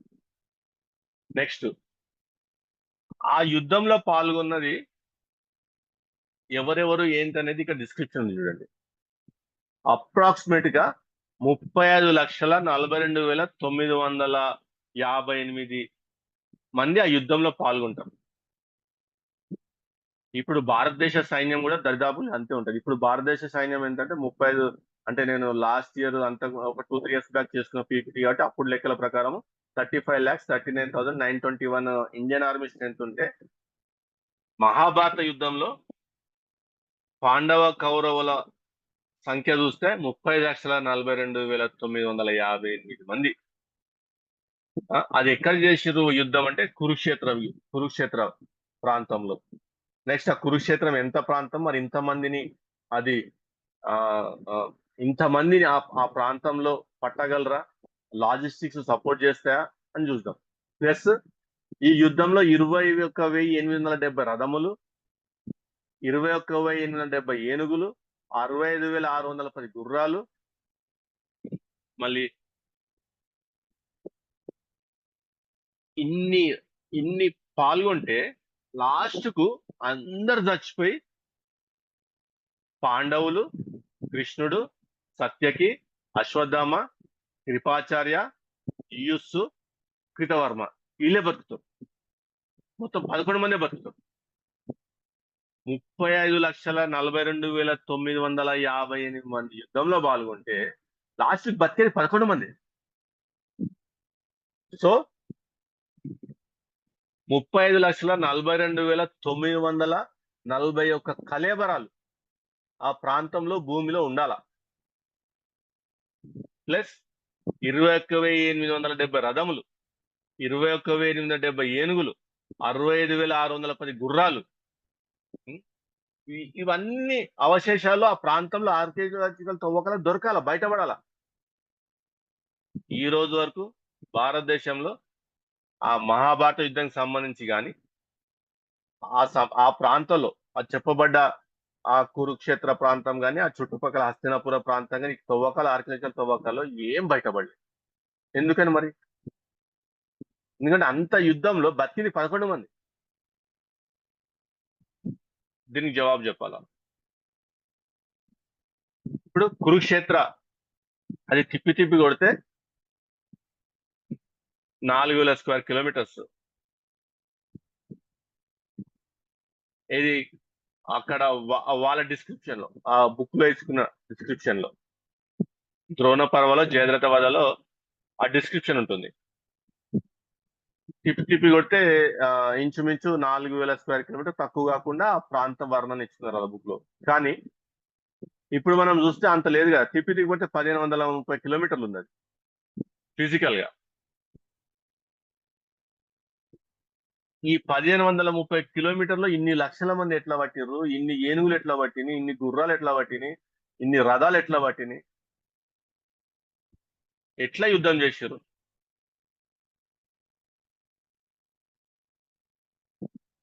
అనేది క్వశ్చన్. ఇంకొకటి, ఇది ధర్మ యుద్ధమా అధర్మ యుద్ధం అంటే అధర్మ యుద్ధమే. ఇది ధర్మ యుద్ధం అని చెప్తారు కానీ అధర్మ యుద్ధమే. ఎవరైతే ధర్మం కోసం పోరాటం చేస్తారో వాళ్ళు ఫస్ట్ అధర్మ యుద్ధం చేస్తారు. ఎవరైతే అధర్మం అంటే తమ్ముళ్లకు దక్కాల్సింది దక్కనీయకుండా అడ్డుపడి మొత్తము హడపాయించాలని చూసిన దుర్యోధనులు ధర్మంగా యుద్ధం చేస్తుంటే దుర్యోధన పక్షం వాళ్ళు మేము ధర్మ యుద్ధం చేస్తున్నాము, మా హక్కు కోసం పోరాటం చేస్తున్నాం, మాకు రావాల్సింది మేము దక్కించుకోవటం పోరాటం చేస్తున్న వాళ్ళు అధర్మ యుద్ధం చేశారు. ఆ అధర్మం యుద్ధం చేస్తున్న వాళ్ళకి లీడర్ కృష్ణుడు. కృష్ణుడే మోసపూరితంగా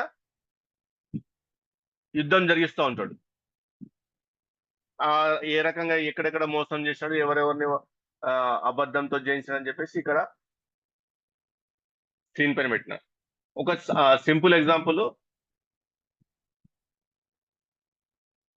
ద్రోణాచార్యుడిని కంట్రోల్ చేయటం వీళ్ళ వల్ల గాక ధర్మరాజుతోని ఎప్పుడు అబద్ధం ఆడని ధర్మరాజుతో అబద్ధం చెప్పిస్తారు. అశ్వత్థామ హతహ అని చెప్పేసి ఒక ఏనుగు చచ్చిపోతే ఆ ఏనుగు పేరు అశ్వత్థామ అయితే అశ్వత్థామ హతహ అని చెప్పేసి ఏనుగు అనేది చిన్నగా అంటే వాయిస్ చాలా లోగా పలికి అబద్ధం చెప్పకుండా నిజం చెప్పకుండా అబద్ధం చెప్పకుండా ఒక కన్ఫ్యూషన్ గురి చేసేసి ద్రోణాచార్యుడు కేవలం అశ్వత్థామ హతహ అనేది వినబడేటట్లు మిగిలిందా ఏనుగు చనిపోయిందని మెల్లగా పలకటం వల్ల ద్రోణాచార్యుడు అశ్వత్థామ హతహ అన్న ఒక శబ్దం విని పాపాన్ని యుద్ధం ఆపేస్తాడు. అస్త్ర సన్యాసం చేస్తారు, లేపేస్తారు, అయిపోయింది ధర్మయుద్ధం.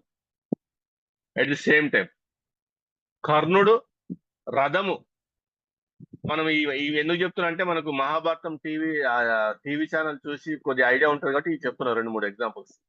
ఆ రథము భూమిలోకి ఆ శాపం వల్ల భూమిలోకి రథచక్రం కుంగిపోతూ ఉంటే ఆయన రథాన్ని పైకి లేపుతుంటేనే లేపేస్తాం కర్ణుని.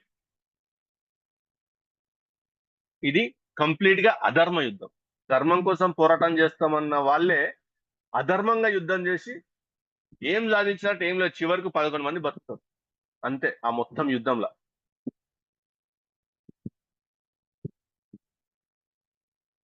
మరి ఏమైనా యుద్ధం చేసి ధర్మం స్థాపించినామరా అంటే అంత అధర్మంగానే ఉంటుంది. ఎందుకంటే వీళ్ళది అర్జున్తో చెప్తారు కదా, ఎప్పుడెప్పుడైతే ధర్మానికి హాని కలుగుతుందో అప్పుడప్పుడు నేను జన్మిస్తాను, ధర్మం కాపాడుతాను అని చెప్పేసి ఒక శ్లోకం రాస్తారు. యదా యదా హి ధర్మస్య గ్లానిర్భవతి భారత అభ్యుద్ధాన మధర్మస్య తత్మానం సృజమ్యహం అని చెప్పేసి ఎప్పుడెప్పుడైతే అధర్మం పెరిగి పెచ్చవుతుందో అప్పుడు నేను దాన్ని నిర్వీర్యం చేయటం అయితే ధర్మాన్ని స్థాపించిన తిరిగి సుస్థిరం చేయడానికి పుడతానని చెప్పేసి రాసుకుంటాడు శ్లోకము. ఇక్కడ అదే మహాభారతంలో మొత్తం యుద్ధం అంతా అయిపోతుంది, 11 మంది బతుకుతారు. తర్వాత అక్కడున్న వర్ణన చూడండి ఏమని రాస్తున్నారంటే మహాప్రస్థానిక పర్వలో the Pandavas return to the spiritual world while Arjuna had been away in Dwaraka. A few months had passed and still he did not return. Maharaja Yudhishthira then began to observe some inauspicious omens which were very fearful. He saw that the direction of eternal time had changed and this was disturbing. There were disruptions in the seasonal regularities. The people in general had become very greedy, angry, deceitful, and he saw that they were adopting foul means of livelihood. అంటే మొత్తం అధర్మం జరుగుతుంది ఇక్కడ. యుద్ధం అయిపోయింది, ధర్మం స్థాపించింది లేదు, యుద్ధమే అధర్మంగా యుద్ధం చేసి గెలుస్తారు.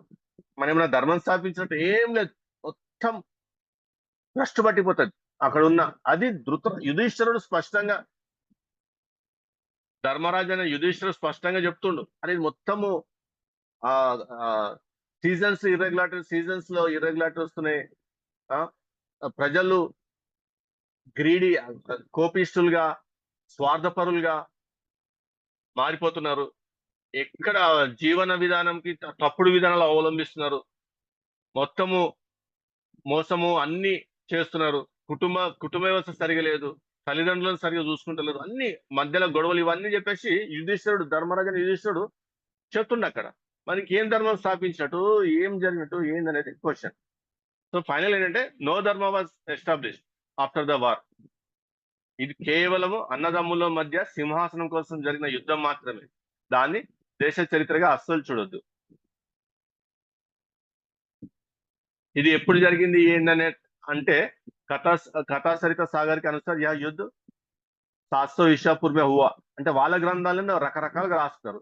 ద్వాపర యుగం వచ్చేసేమో 3102కి ఎండ్ అవుతుందని జనరల్ చెప్తా ఉంటే వాళ్ళ గ్రంథాల్లో చూస్తుంటే ఎప్పుడు జరిగిన యుద్ధం అంటే वायु मत्स्य ब्रह्मांड और भागवत पुराण के अनुसार गणना करने पर यह युद्ध 1924 या 1474 ईसा पूर्व सिद्ध होता है. అంటే 1924 లేదా 1470 క్రీస్తు పూర్వం జరిగినట్టు ఆ వాయు మత్స్య బ్రహ్మాండ భాగవత్ పురాణంలో రాసుకుని చెప్తున్నారు. మరి ఇంకొన్ని పురాణాలలో महापद्मानंद और महाभारत के युद्ध के बीच के समय का उल्लेख किया है. उसके अनुसार गिनती करने पर उक्त युद्ध 874 ईसा पूर्व में हुआ सिद्ध होता है. అంటే 874 बीसी. मतलब कथा सरिता सागर के अनुसार युद्ध 700 ईसा पूर्व में हुआ. विष्णु पुराण के मुताबिक यह युद्ध 1500 ईसा पूर्व में हुआ. मगध के इतिहास के आधार पर श्रीदत्त ने इस युद्ध को 1250 ईसा पूर्व में होने की बताई. అట్లా ఎవరికి ఇష్టమైనట్టు వాళ్ళు రాస్తున్నారు. ఈ మహాభారత యుద్ధం ఎప్పుడు జరిగిందని చెప్తానికి పలు రకాలుగా రాస్తున్నారు. భారత్ కి ధార్మిక పరంపర అంటే ట్రెడిషనల్ గా 5000 సంవత్సరం క్రీస్తు పూర్వం 5000 సంవత్సరం అంటే ఈ 2000 ఆ 3000 కలుపుకుంటే 5000 సంవత్సరం జరిగిందని చెప్పి ట్రెడిషనల్ గా చెప్తారు. కొందరు ఇంతకు ముందు చూపించినట్టు 2605 క్రీస్తు పూర్వము, 3012 క్రీస్తు పూర్వము, 5000 సంవత్సరం క్రీస్తు పూర్వము, ఇంకొందరు ముందుకు 5025 క్రీస్తు పూర్వం జరిగిందని చెప్పేసి రకరకాలుగా రాస్తున్నారు. ప్లస్ మహాభారతము స్టార్టింగ్ లో భరత అని చెప్పబడి అందులో ఎన్ని శ్లోకాలు ఉన్నాయంటే 24,000 శ్లోకాలు ఉన్నట్టు రాస్తున్నారు. ఆ 24,000 శ్లోకాలను ఇప్పుడు లక్ష శ్లోకాల మహాభారతం ఎవరు మార్చారు?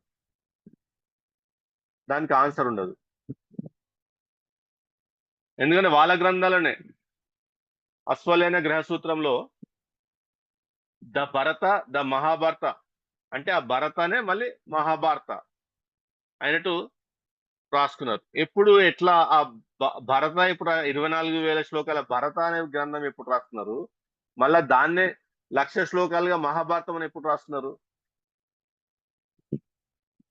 సమాధానం ఉండదు. ఈ అష్టాధ్యాయ పాణిలు కూడా భరత మహాభారత రెండు మెన్షన్ అయి ఉంటాయి.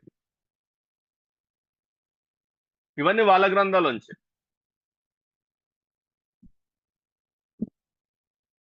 ఇది ఆల్రెడీ మీకు ఆ దేవనాగరి లిపి ఇవాల్వ్ అయింది 11th సెంచరీకి వచ్చేసరికి ఈ లిపి ఈ అక్షరాలు స్క్రీన్ మీద పెట్టిన అక్షరాలు 11th సెంచరీ కానీ అభివృద్ధి కాలేదు. అభివృద్ధి అయిన ఈ అక్షరాలతో ఇప్పుడు ఉన్న వాళ్ళ సాహిత్యం అంతా చూస్తున్నాము. వాటితోనే మహాభారతం రాసినట్టు, భగవద్గీత రాసినట్టు చూస్తాం. ఇంకొక క్వశ్చన్ ఏంటంటే ఇది రామాయణం తర్వాత రాసినారా రామాయణంకు ముందు రాసినారా కూడా ఒక క్వశ్చన్. ఎట్లా అంటే బృహదారణ్యక ఉపనిషత్తులో వైదేక రాజు జనకుడు ఈ సీత యొక్క తండ్రి. రామాయణంలో ఈ జనక మహారాజు యొక్క కూతురే సీత. ఈ బృహదారణ్యక ఉపనిషత్ ప్రకారము ఈయన జనక మహారాజు యొక్క దర్బార్లో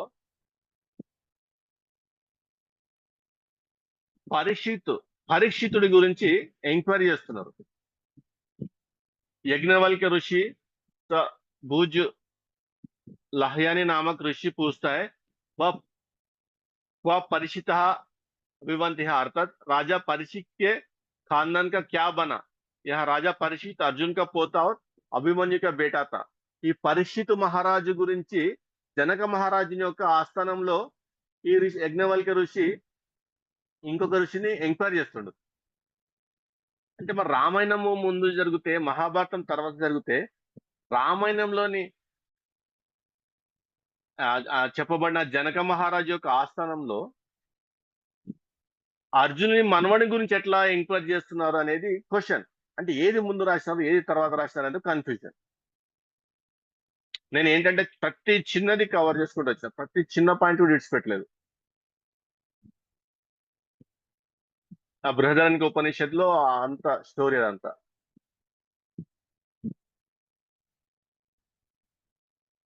నెక్స్ట్ ఇంకోటి ఏంటంటే అక్కడ వ్యాసుడు ఏమంటాడంటే Vyasa address in thus oh guide of the Ganas hero the writer of Bharata. అంటే వ్యాసుడు భరత 24,000 శ్లోకాలు ఉన్న భరత అనే గ్రంథం గురించి చెప్తున్నాడు. Which I have formed in my imagination. నేను ఏదైతే నా ఇమాజినేషన్ లో, అంటే అతని యొక్క మదిలో మెలిగిన ఆ కథను, అంటే వాస్తవికతకు సంబంధం లేకుండా తన మదిలో ఏదైతే మెదిలిందో దాన్ని అక్షర రూపంలో గ్రంథస్థం చేసినాడు అని అర్థమవుతుంది ఇక్కడ. Which I have formed in my imagination. ఇది ఎక్కడ కూడా చారిత్రక సంబంధమైన విషయాలు, ఇతిహాస సంబంధమైన విషయాలు రాస్తున్నట్టు చెప్పలేదు. తన మదిలో ఏదైతే ఒక ఇమాజినేషన్ లో ఏవైతే ఉన్నాయో విషయాలు, ఆ విషయాలను గ్రంథస్థం, భరత అనే గ్రంథ రూపంలో రాసినట్టు చెప్తున్నాడు, వ్యాసుడు చెప్తున్నాడు. ఇక దాని హిస్టరీ అని చెప్పేసి మన మీద ఎట్లా రుద్దుతారు వీళ్ళు?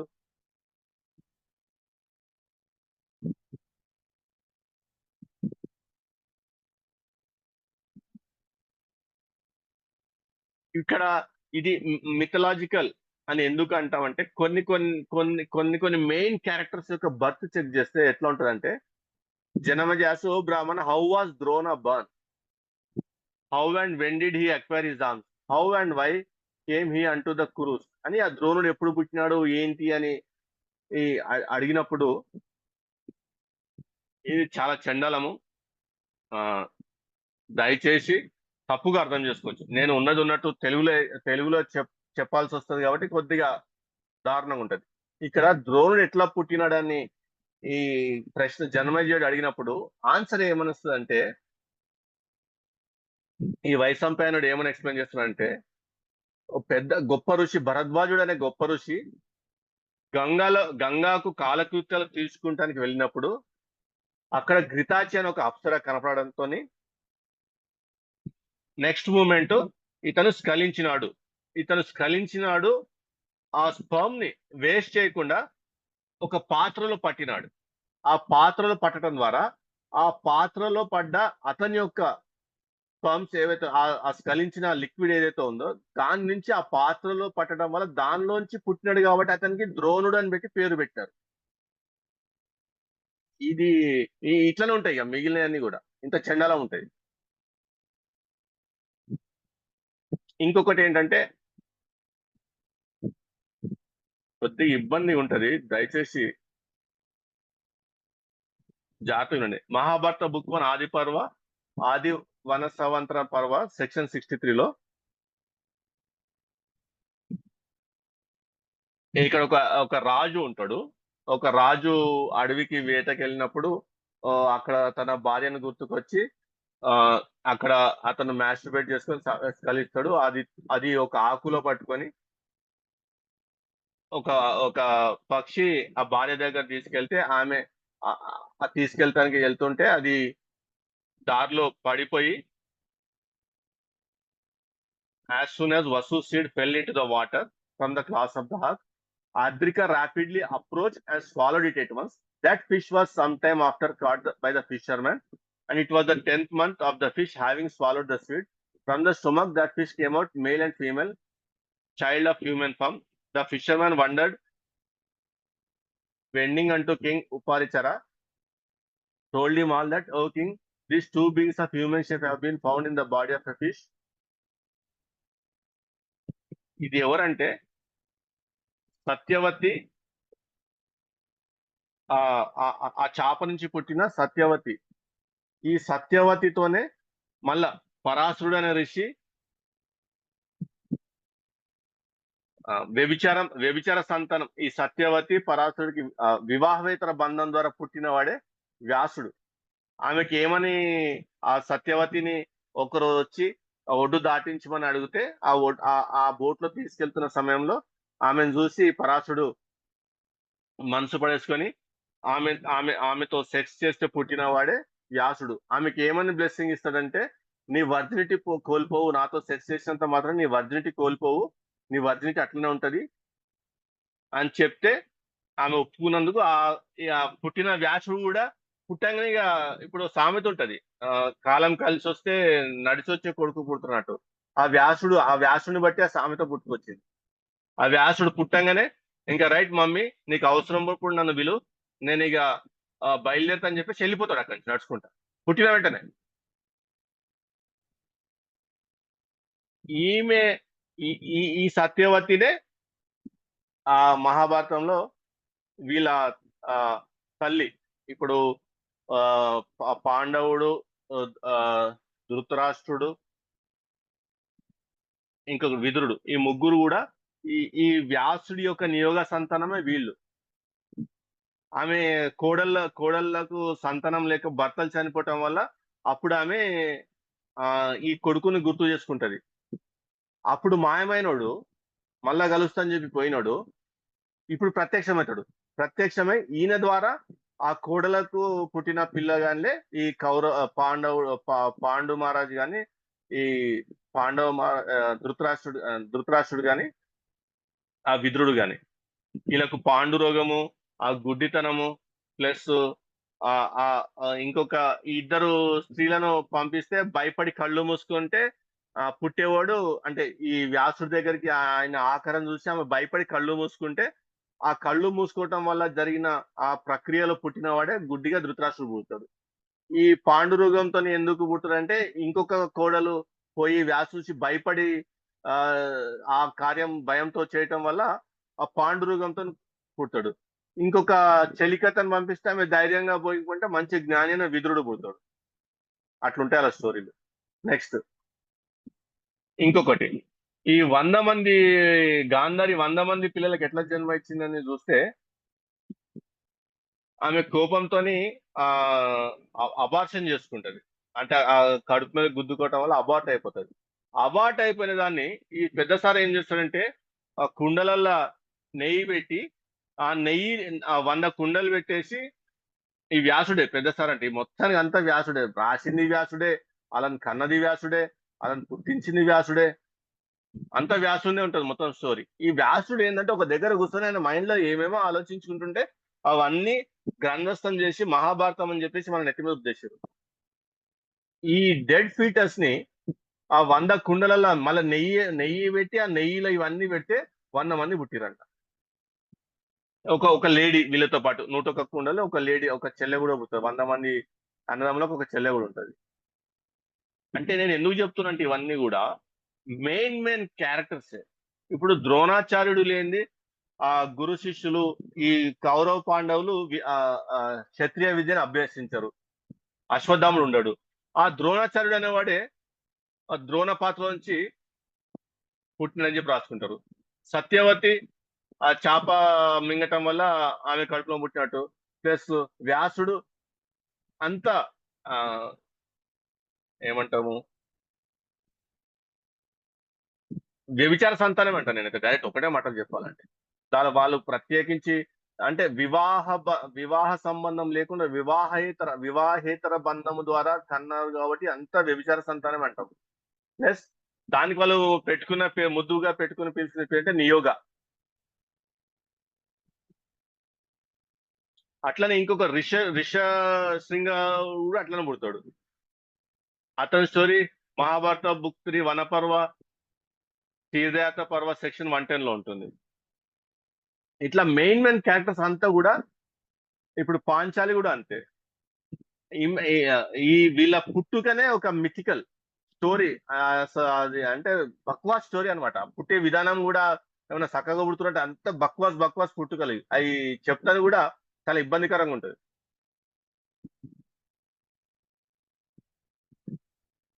సో ఇంకొకటి ఏంటంటే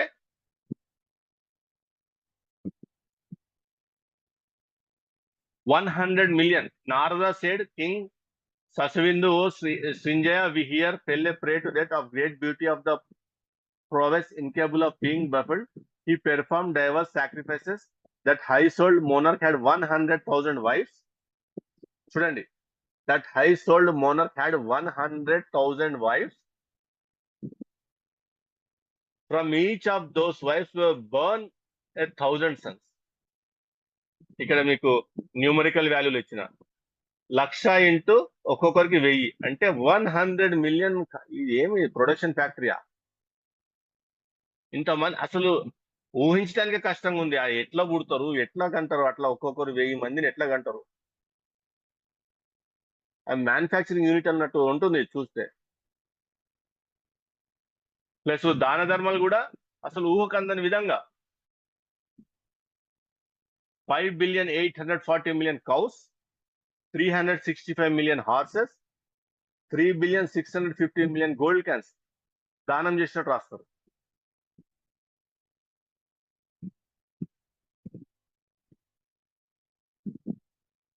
సో అట్లా మళ్ళా ఇప్పుడు మన వెస్టర్న్ దాంట్లో half half human half animal ఆ క్యారెక్టర్ చూస్తాం కదా, హ్యారీ పాటర్ దాంట్లో చూసినట్టు. అట్లా ఇక్కడ కిన్నెరలు, కింపురుషులు వీళ్ళందరిలో రాస్తున్నారు.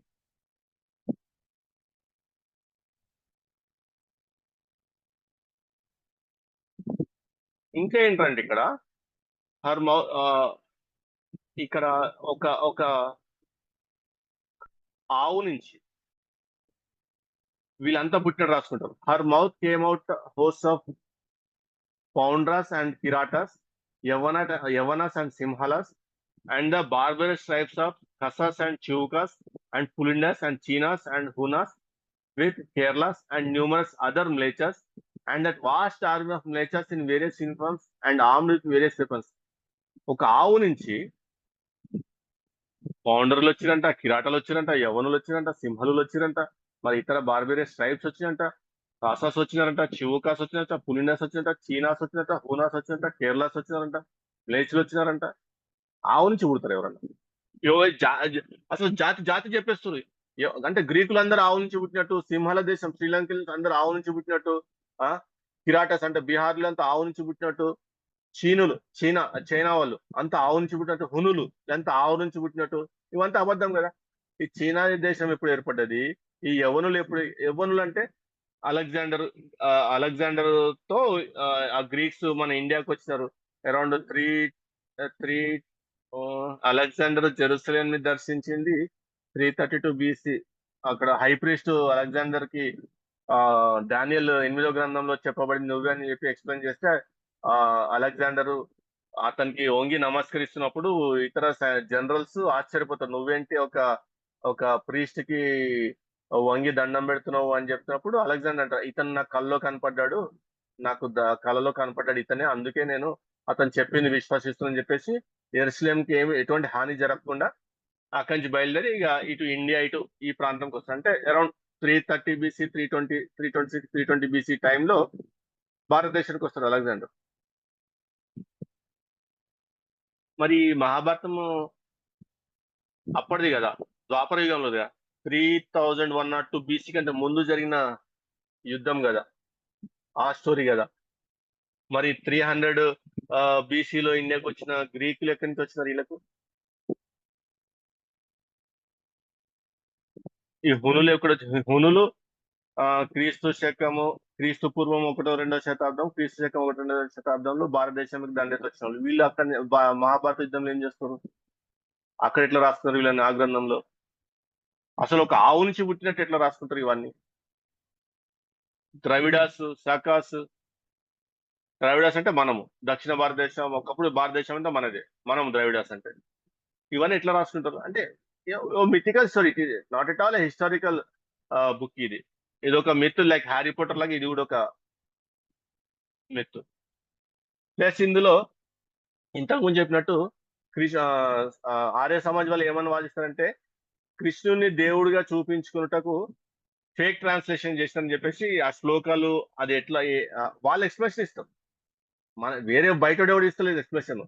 ఆ హిందూ సమాజంలో ఉన్న ఆర్య సమాజం వాళ్ళే ఈ భగవద్గీత, ఇస్కాన్ వారి భగవద్గీతలో ఏ విధంగా కృష్ణుడిని దేవుడిగా చేయడానికి ఫేక్ ట్రాన్స్లేషన్ చేసుకొని చెప్పేసి ఆధారాలు పెడుతూ వాళ్ళు ఇచ్చిన శ్లోకాలు మీకు స్క్రీన్ పైన పెట్టాను. వాళ్ళు రాసుకున్నాయి, మనమేం స్పెషల్ గా కొత్తగా చెప్తలేం.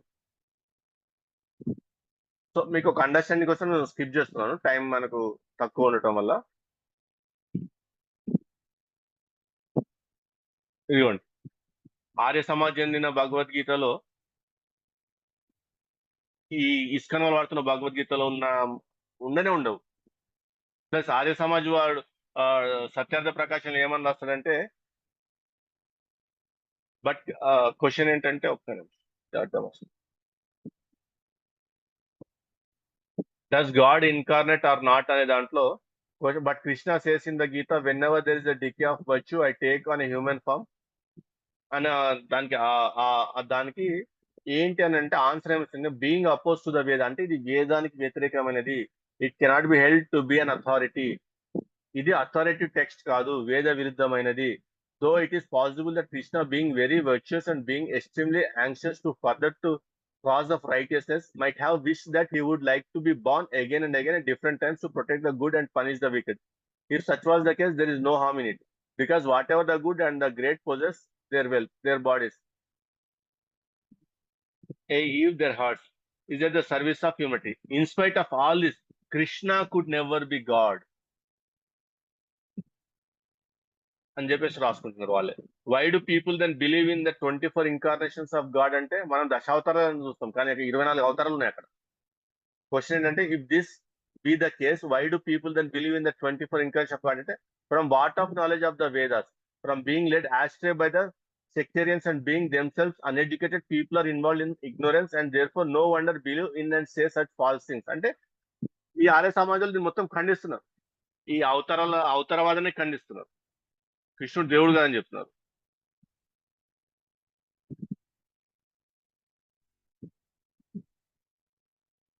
ఈ బ్రహ్మ విష్ణు మహేశ్వరులోని ఈ విష్ణు యొక్క అవతారంలో వచ్చి విష్ణు యొక్క దశావతారంలో ఒక పాత్ర శ్రీకృష్ణ పాత్ర.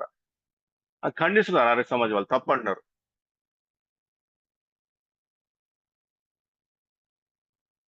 నెక్స్ట్ ఇప్పుడు ఆర్కియలాజికల్ ద్వారకకు వద్దాం.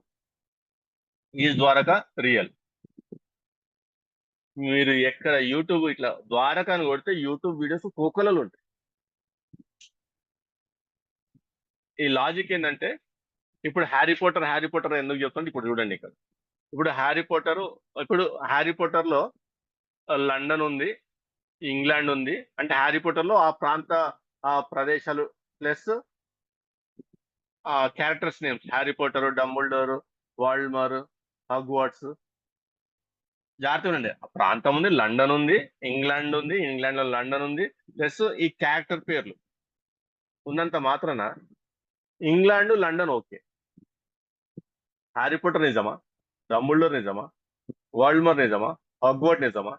కాదు కదా, ఫిక్షన్ క్యారెక్టర్. ఆ ఫిక్షన్ క్యారెక్టర్స్ పెట్టుకుని ఒక స్టోరీ రాసేటప్పుడు ఒక ప్రాంతాన్ని చెప్పినంత మాత్రాన అది నిజమైపోతుందా? కాదు కదా.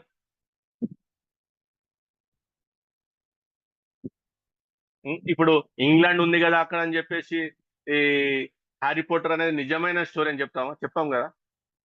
Same as it is Dwaraka ఉంది కదా అని చెప్పేసి మహాభారతం నిజమైపోతుంది? కాదు కదా. స్వామి వివేకానంద ఏమంటారంటే, the complete works of Swami Vivekananda volume 4 lectures and discourses thoughts on the గీతాలో, during the sojourn in Calcutta in 1896, Swami Vivekananda used to stay for the most part at the Mutt, the headquarters of the Ramakrishna Mission, located then at Alambazar. ఇవన్నీ చెప్తుంటే ఈయనని ఈ కృష్ణుడి గురించి question వేస్తారు. Question వేసినప్పుడు ఏమంటారంటే, secondly whether there was any historical personality of the name of Krishna, doubt అంటాడు. The book known as Gita forms a part of the Mahabharata. To understand the Gita properly, several things are very important to know. First, whether it formed a part of Mahabharata, that means whether the authorship attributed to Vedavyasa was true. చూడండి, నేను ఏవేవైతే doubts లేపుకుంటూ మీకు చెప్పుకుంటూ వచ్చినానో అయ్యే doubts ఇతను raise చేస్తున్నాడు. ఇద్దరు ఒకటేనా రాసింది? నిజంగా అది మహాభారతంలో ఒక భాగమైన భగవద్గీత, or it was merely interpolated with in the great epic? ఇప్పుడు మీకు చెప్పాను, మహాభారత భీష్మ 13వ సెక్షన్ లో భీష్ముడు ఆల్రెడీ చనిపోయి ఉంటాడు యుద్ధరంగంలో. ఆ చావు వార్తను మోసుకుని సంజయుడు ధృతరాష్ట్రుడి దగ్గరికి వచ్చి ఆ చావు వార్త వినిపించినట్టు ఉంటది.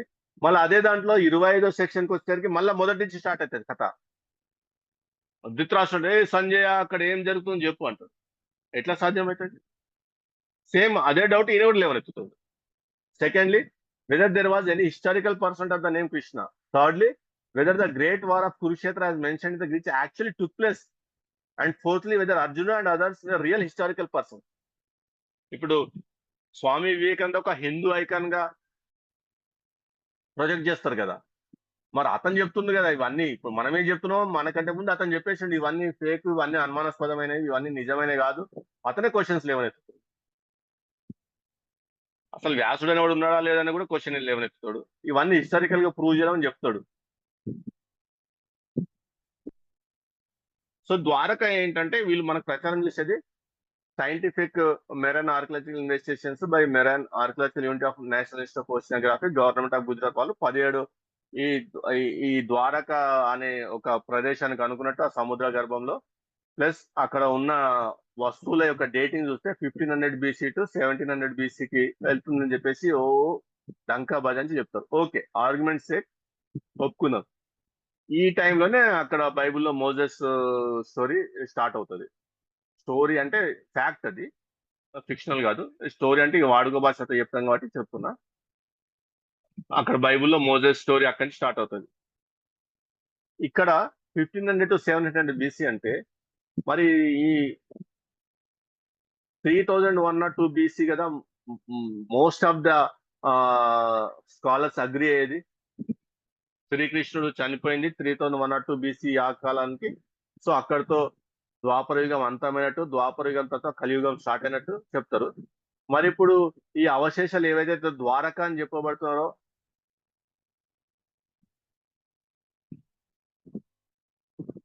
అక్కడ దొరికిన అవశేషాలు ఆ డేటింగ్, కార్బన్ డేటింగ్ అవి చేస్తే 1700 అంటే సగం కూడా దాటలేదు కదా, 1700 BC కూడా దాటలేదు కదా.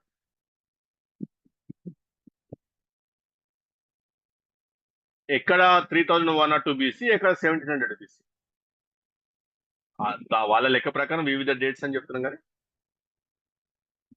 ఇంకొకటి, అక్కడ ఎటువంటి ఎపిగ్రాఫికల్ ఎవిడెన్స్ కూడా సంస్కృత భాషకు చెందిన, లేకపోతే ఈ సంస్కృత అక్షరాలకు చెందిన, లేకపోతే వీరి ఈ మత సంబంధమైన చిహ్నాలు ఏమి లభ్యంలో లేవు కదా, ఏమి దొరకట్లేదు కదా. ఆ ద్వారక అనేది కొన్ని వస్తువులు దొరికినాయి. అందుకే మీకు లండన్ ఇంగ్లాండ్ ఎగ్జాంపుల్ చెప్తున్నా. లండన్ ఇంగ్లాండ్ ఉంది కాబట్టి ఆ హ్యారీ పోటర్ అనేది ఒక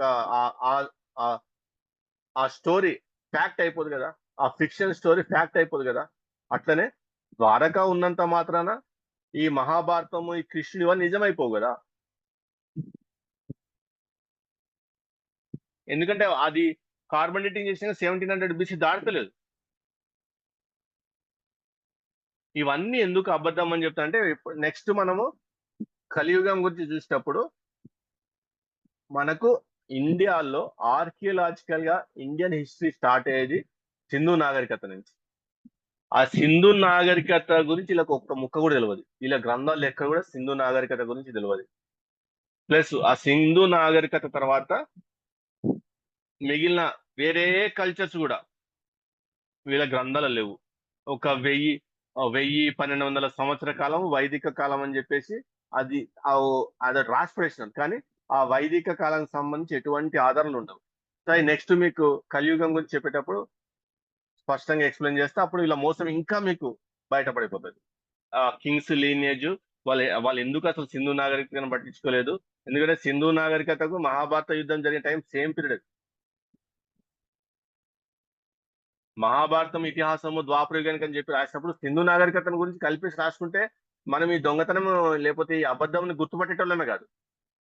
అసలు సింధు నాగరికతనే మిస్ చేసి పడేసినారు.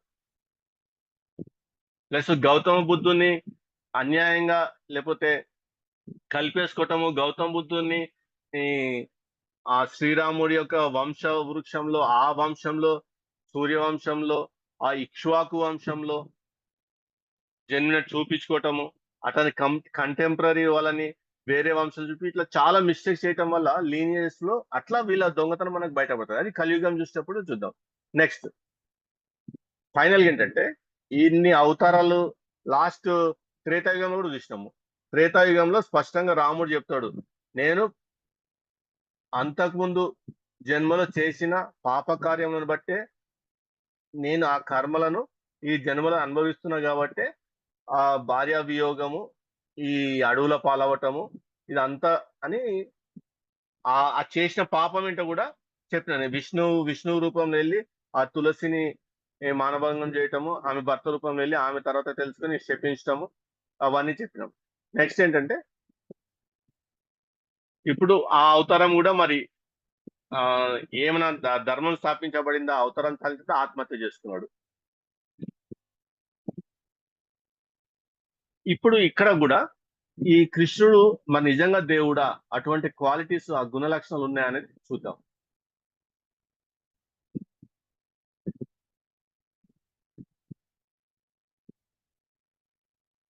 ఇక్కడ ద రస డ్రాన్స్, ఇది భక్తి వేదాంత స్వామి ప్రభుపాద రచించిన Krishna the supreme person of godhead లో ఇక్కడ ఒక మెన్షన్ చేస్తారు. At that time many of the gopis were married. జాగ్రత్త వినండి. At that time many of the gopis were married. All the gopis who wanted to have Krishna as their husband were already married.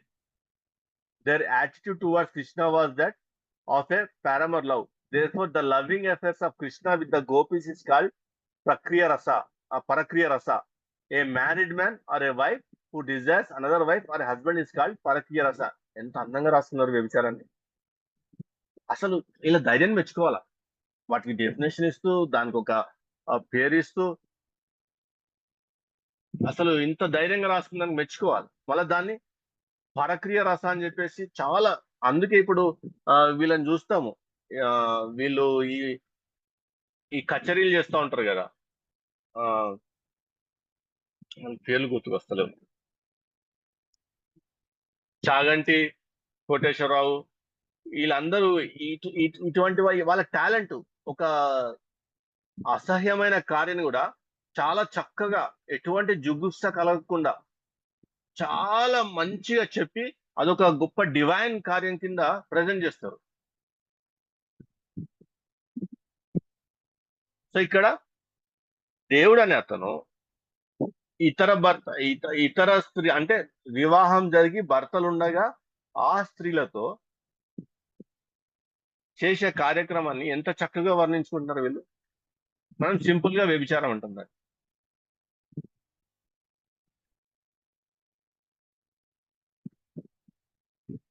Next Devi Bhagavatamu book 9 chapter 14 versus 4 to 23 లో Ganga becoming the wife of Narayana. ఇక్కడ ఏమంటే బ్రహ్మ said to Narada, O Lord Ganga, born of the bodies of Radha and Krishna, full of youth, modest, extraordinary, beautiful, of pure Suddha Sattva and void of anger and egoism, does not like to marry anyone save thee, as she is born of thee. But Radha is of a very proud nature and very wrathful. She was even ready to drink up Ganga, but Ganga at once and intelligently took refuge into the feet of Sri Krishna. So the whole Goloka became void of water. అని చెప్పుకుంటూ పోతూ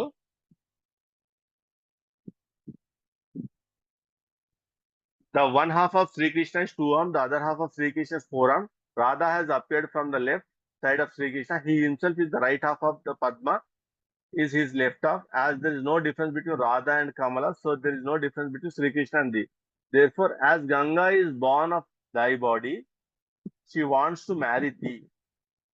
As Prakriti and Purusha are really one and the same without any difference, so the males and females are one. Thus speaking to Narayana, Brahma handed Ganga over to Narayana and went away. Narayana then married Ganga, smeared with sandal paste and flowers, according to the rules of the Gandharva marriage. The Lord of Lakshmi then spent his time happily in enjoyment with Ganga. Ganga had to go to earth. ఈ చండాలను చూడండి, ఆయన నుంచి పుట్టిన ఆమె మళ్ళీ ఆయనని పెళ్లి చేసుకొని వాళ్ళిద్దరు కలిసి సంసారం చేస్తారు. ప్లస్ శ్రీ మహావిష్ణు పురాణంలో యదువంశ విస్తారంలో ఇక్కడ ఏముంటుందంటే శమంతకమని, ఇది దాన్ని అపరిమిత కాంతి చేత అయ్యో స్థానం వెళ్ళ మిరుమిట్లు గొనెను, అంత అక్రుడు అదే శతధ్వనుడు మాకిచ్చినమని, అది ఎవ్వనిదో అతడే దీనిని గైకొనుగాక అనియో, అది చూచి సర్వ యాదవులు బాగు అని మదిలో అచ్చరవుగని పలుకు నిలబడాను. దానిని చూచి బలరాము, మా కృష్ణుతో పాటు నాకు ఇది సమానమైన సొత్తు అని దానిపై వేడుకపడాను. నా తండ్రి సొత్తే ఇది అని సత్యభామ దానిపై మిక్కిలి ముచ్చటపడాను. బలరామ సత్యభామలను చూచి కృష్ణుడు తనను గో చక్రాంత ముందున్న వాణిగా భావించను. సకల యాదవ సమక్షమందు అక్రూరుని గూర్చి హరి ఇట్లనియే, ఈ మణిరత్నమును నా అపవాదు తొలగించుకున్నటకై ఈ యాదవులకు చూపి తిని, ఇది నాకు మా బలరామునకు సరివంతైనది. సత్యభామ పితృధనం ఇది, ఆమెదే, మరి ఎవ్వరిది కాదు. సర్వకాలము దీనిని శుచి అయి, జాగ్రత్త వినండి, దీనిని శుచి అయి బ్రహ్మచార్యాది గుణ సంపన్నుడే ధరించులేని, ఇది సర్వ రాష్ట్రోపకారకము, అశుచి అయి ధరించిన ఇది ఆ ధరించినవని చంపును. ఇందువలన 16,000 మందిని పెండ్లాడిన నేను దానిని ధరింప అసమర్థుడను అని చెప్పేసి తనను తాను అపవిత్రుడిగా చెప్పుకుంటాడు. పవిత్రుడే ధరించిన వాడిని అది ఏం చేయాలంటే కానీ అపవిత్రుడే ధరిస్తే చంపేస్తుంది, ధరించిన వల్ల చనిపోతారు అని చెప్పేస్తూ నేను అపవిత్రుడని చెప్పుకుంటున్నాను స్వయంగా.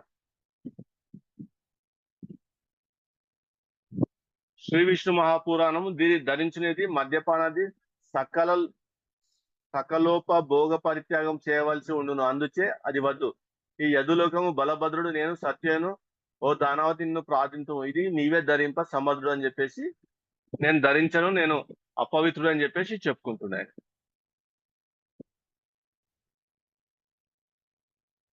ఇంకా పోతన భాగవతము తిరుమల తిరుపతి దేవస్థానం పబ్లికేషన్ వాళ్ళు ఏమని రాస్తుంటారు ఇక్కడ 978 979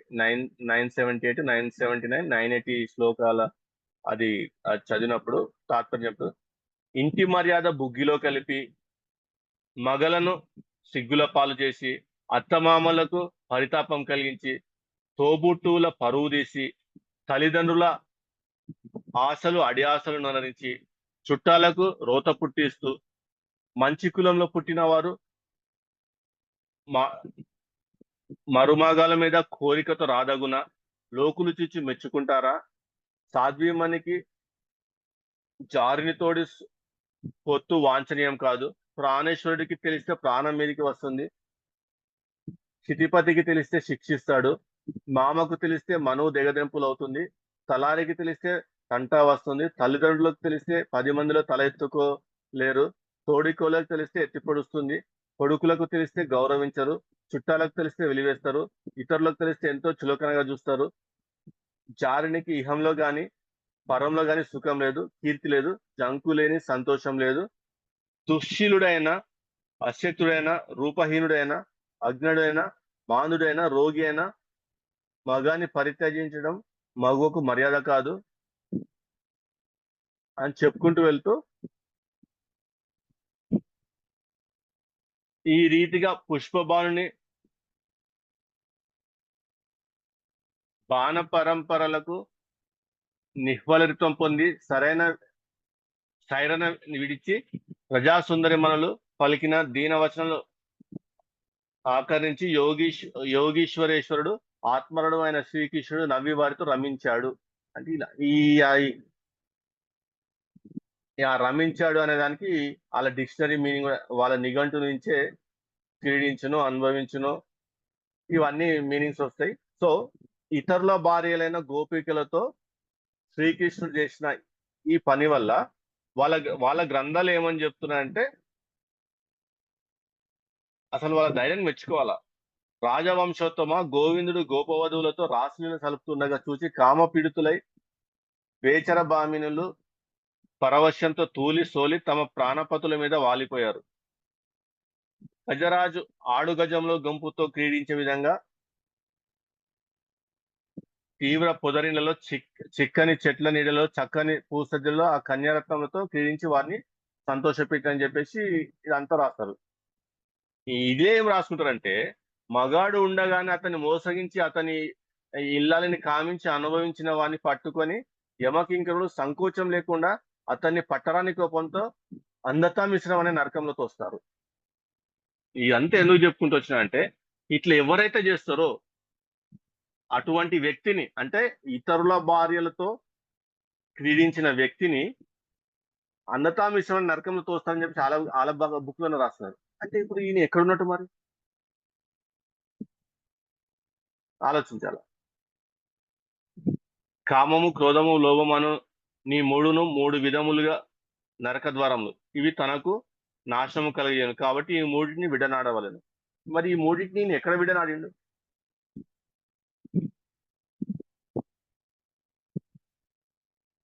ప్లస్ బ్రహ్మాండ పురాణంలో 2, 3, 24 చూస్తే lord Vishnu the most excellent among all persons is reputed to be మాయావి. మాయావి అంటే మోసగాడు అని చెప్పేసి వాళ్ళే అర్థం రాస్తున్నారు. ఈ అవతార పురుషుడు మోసగాడు అని చెప్పేసి మళ్ళా శ్రీకృష్ణుడు దేవుడు కాదని చెప్పేసి స్వామి వివేకానంద చెప్పినట్టే మనం చూసినాం. సత్యార్థ ప్రకాశంలో కూడా తృణీకరించినారు. So this is what. ఏమన్నా క్వశ్చన్స్ ఉంటే అడగండి, ఐ ఎక్స్ప్లెయిన్. ఈ విధంగా ఆ గ్రంథం అంతా హిస్టారికల్ కాదు కాబట్టి ఆ గ్రంథం ఈ ద్వాపర యుగానికి ఒక ఇతిహాసంగా చెప్పబడుతున్న ఆ గ్రంథం ఇట్ సెల్ఫ్ ఇస్ నాట్ ఇతిహాసం, అంటే అది హిస్టరీ కాదు కాబట్టి అది ద్వాపర యుగం కూడా లేనట్టే. వీళ్ళు ఆ యుగానికి ఇది, ఈ యుగానికి ఇది, ఈ యుగానికి ఇది అని చెప్పేసి ఒక బుక్ పడేసి దాంట్లో ఇతిహాసం ఉంది అని మనం తలపై రుద్దుతున్నారు కానీ, నెత్తి మీద రుద్దుతున్నారు కానీ, యాక్చువల్ గా గ్రంథాలను పరిశీలించినప్పుడు కానీ, అవన్నీ చూసినప్పుడు కానీ నిన్న మొన్న రాసుకుంటుంటాయి. అవి ఎట్టి పరిస్థితులను ఇతిహాసం అంటానికి కూడా వీలేదు. రామాయణంలో చూసినాము, అది కావ్యము, కవిత, కవిత వాల్మీకి ఈ యొక్క కవిత అని చెప్పేసి విన్నాము. ఇక్కడ వేదవ్యాసుడు అంటాడు, నా ఇమాజినేషన్ లో ఏదైతే ఉందో అది రాస్తున్నా అని చెప్తాడు. అది చెప్తున్నా నువ్వు రాయి అంటాడు గణేశంతో. అంటే అంటే ఆ క్యారెక్టర్, ఆ పుట్టుక, మెయిన్ క్యారెక్టర్స్ యొక్క పుట్టుకనే ప్రశ్నార్థకంగా ఉన్నప్పుడు ఆ గ్రంథం ఎట్లా ఇతిహాసం అవుతుంది? అది కంప్లీట్ మైథలాజికల్ బుక్ అది. లైక్ హ్యారీ పాటర్ చెప్పినట్టు, హ్యారీ పాటర్, డంబుల్డోర్ ఇవందరూ ఉన్నట్టు మాత్రాన అది అందులో ఇంగ్లాండ్, లండన్ మెన్షన్ చేసినంత మాత్రం హిస్టారికల్ బుక్ కాదు కదా, ఫిక్షన్ అది. ఇది వ్యాసుని యొక్క ఫిక్షన్. సో ద్వాపరయుగం అనేది కూడా వాస్తవం కాదు. ద్వాపరయుగానికి సంబంధించిన దాన్ని చెప్పుకుంటున్న మహాభారతం కూడా అది కల్పిత గ్రంథమే. భగవద్గీత కూడా కల్పితమే. అది ఇంటర్పోలేషన్ అని వాళ్ళే చెప్తారు, మనం కూడా చెప్పట్లేదు. సో ఇప్పటి వరకు మనం సత్యయుగము, త్రేతాయుగము, ద్వాపరయుగం కంప్లీట్ చేసినాము. ఈ మూడు కూడా అన్ని కల్పితమే. ఆ యుగాలకు సంబంధించి చెప్పబడుతున్న గ్రంథాలు కూడా కల్పితమే అని చూస్తూ సంస్కృత భాష అనేది ఎందుకు ఫస్ట్ స్టడీ చేసినామంటే దీనికి వస్తుంది. అసలు సంస్కృత భాషకు ఒక లిపి ఏంటి, అది ఎప్పుడు వచ్చింది, ఈ గ్రంథాలను ఎప్పుడు రాస్తుందని ఎస్టాబ్లిష్ చేయడానికి ఇవన్నీ చదువుతున్నాం. ప్లస్ ఇప్పుడు ఇండాలజీలో అసలు భారతదేశ చరిత్ర చదివే ముందు అసలు ఈ చరిత్ర నిజంగా ఉందా, ఈ చరిత్ర కాదా, కల్పితమా అనే విషయాలు తెలుసుకునే క్రమంలో ద్వాపరయుగం దాకా వచ్చినాం. Next class maybe next Saturday అవద్దు, ఆ తర్వాత వచ్చే సాటర్డే రోజు కలియుగం గురించి స్టడీ చేద్దాము. కలియుగం స్టడీ చేసేటప్పుడు ఇంకా మీకు చాలా క్లియర్ గా అర్థమైపోతుంది. ఇవన్నీ ఇంట్లో కూర్చొని నిన్న మొన్న రాస్తున్నారు, వాళ్ళ చరిత్ర ఇక్కడ స్థాపించుకోవటానికి ఇవన్నీ రాసి వాళ్ళని అందులో యాడ్ చేస్తున్నారు అంతే. అది నెక్స్ట్ కలియుగం అధ్యయనం చేసేటప్పుడు స్పష్టంగా మనకు అర్థమవుతుంది. సో ఏమన్నా క్వశ్చన్స్ ఉంటే అడగండి. పర్లోకన మా తండ్రి, ప్రేమ గలనైన కృపా సత్య సంపూర్ణ కాళీగల దేవమ్మ, కరుణామయుడ మా తండ్రి, ఈ సాయంకాలం శ్రమణ ప్రభా ఇండాలజీ నామంతో భారతదేశం యొక్క అసలు చరిత్రను అధ్యయనం చేయడానికి సహాయం చేస్తున్నాడా అయ్యా. అది కేవలము మేము అధ్యయనం చేసి నేర్చుకుని తప్పించి ఇతరులను హేళన చేయటకు వారి యొక్క విశ్వాసాన్ని కించపరుస్తుంది. సత్యం తెలుసుకొని అందరినీ సత్యంలోకి నడిపించాలనే ఆశతోనే ఈ అధ్యయనం చేస్తున్నాము అయ్యా. ఇక రాబో తరగతిలో కూడా అన్ని విషయాలు స్పష్టంగా మేము అధ్యయనం చేస్తూ సత్యము తెలుసుకుంటూ సత్యంలో స్థిరంగా నిలిచేందుకు సహాయం చేయమని, దీని ద్వారా ఇతరుల్ని ఎవరిని కూడా మేము కించపరచకుండా ప్రభా కేవలం సత్యం చెప్పుటకు ప్రేమపూర్వకంగానే ఈ విషయాలను చర్చించటకు సహాయం చేయమని, ఎవరిని ద్వేషించకుండా ద్వేషపూర్తిగానో లేకపోతే కోపంతోనో ఈ విషయాలను తీసుకొని వారిని బాధించటకు కాకుండా సత్యం చెప్పడానికి మాత్రం ఉపయోగపడే విధంగా మేము ఈ విషయాలు ఉపయోగించే సహాయం చేయమని, రాబోయే తరగతిలో కూడా ప్రభా ఇంకా స్పష్టంగా అర్థమవటకు మాకు సహాయం చేయమని, మా కొరకే తిరిగి రావచ్చున మా ప్రియుడు నజరుడైన యేసు దీవెన మరియు వేడుకొంచున్నాము.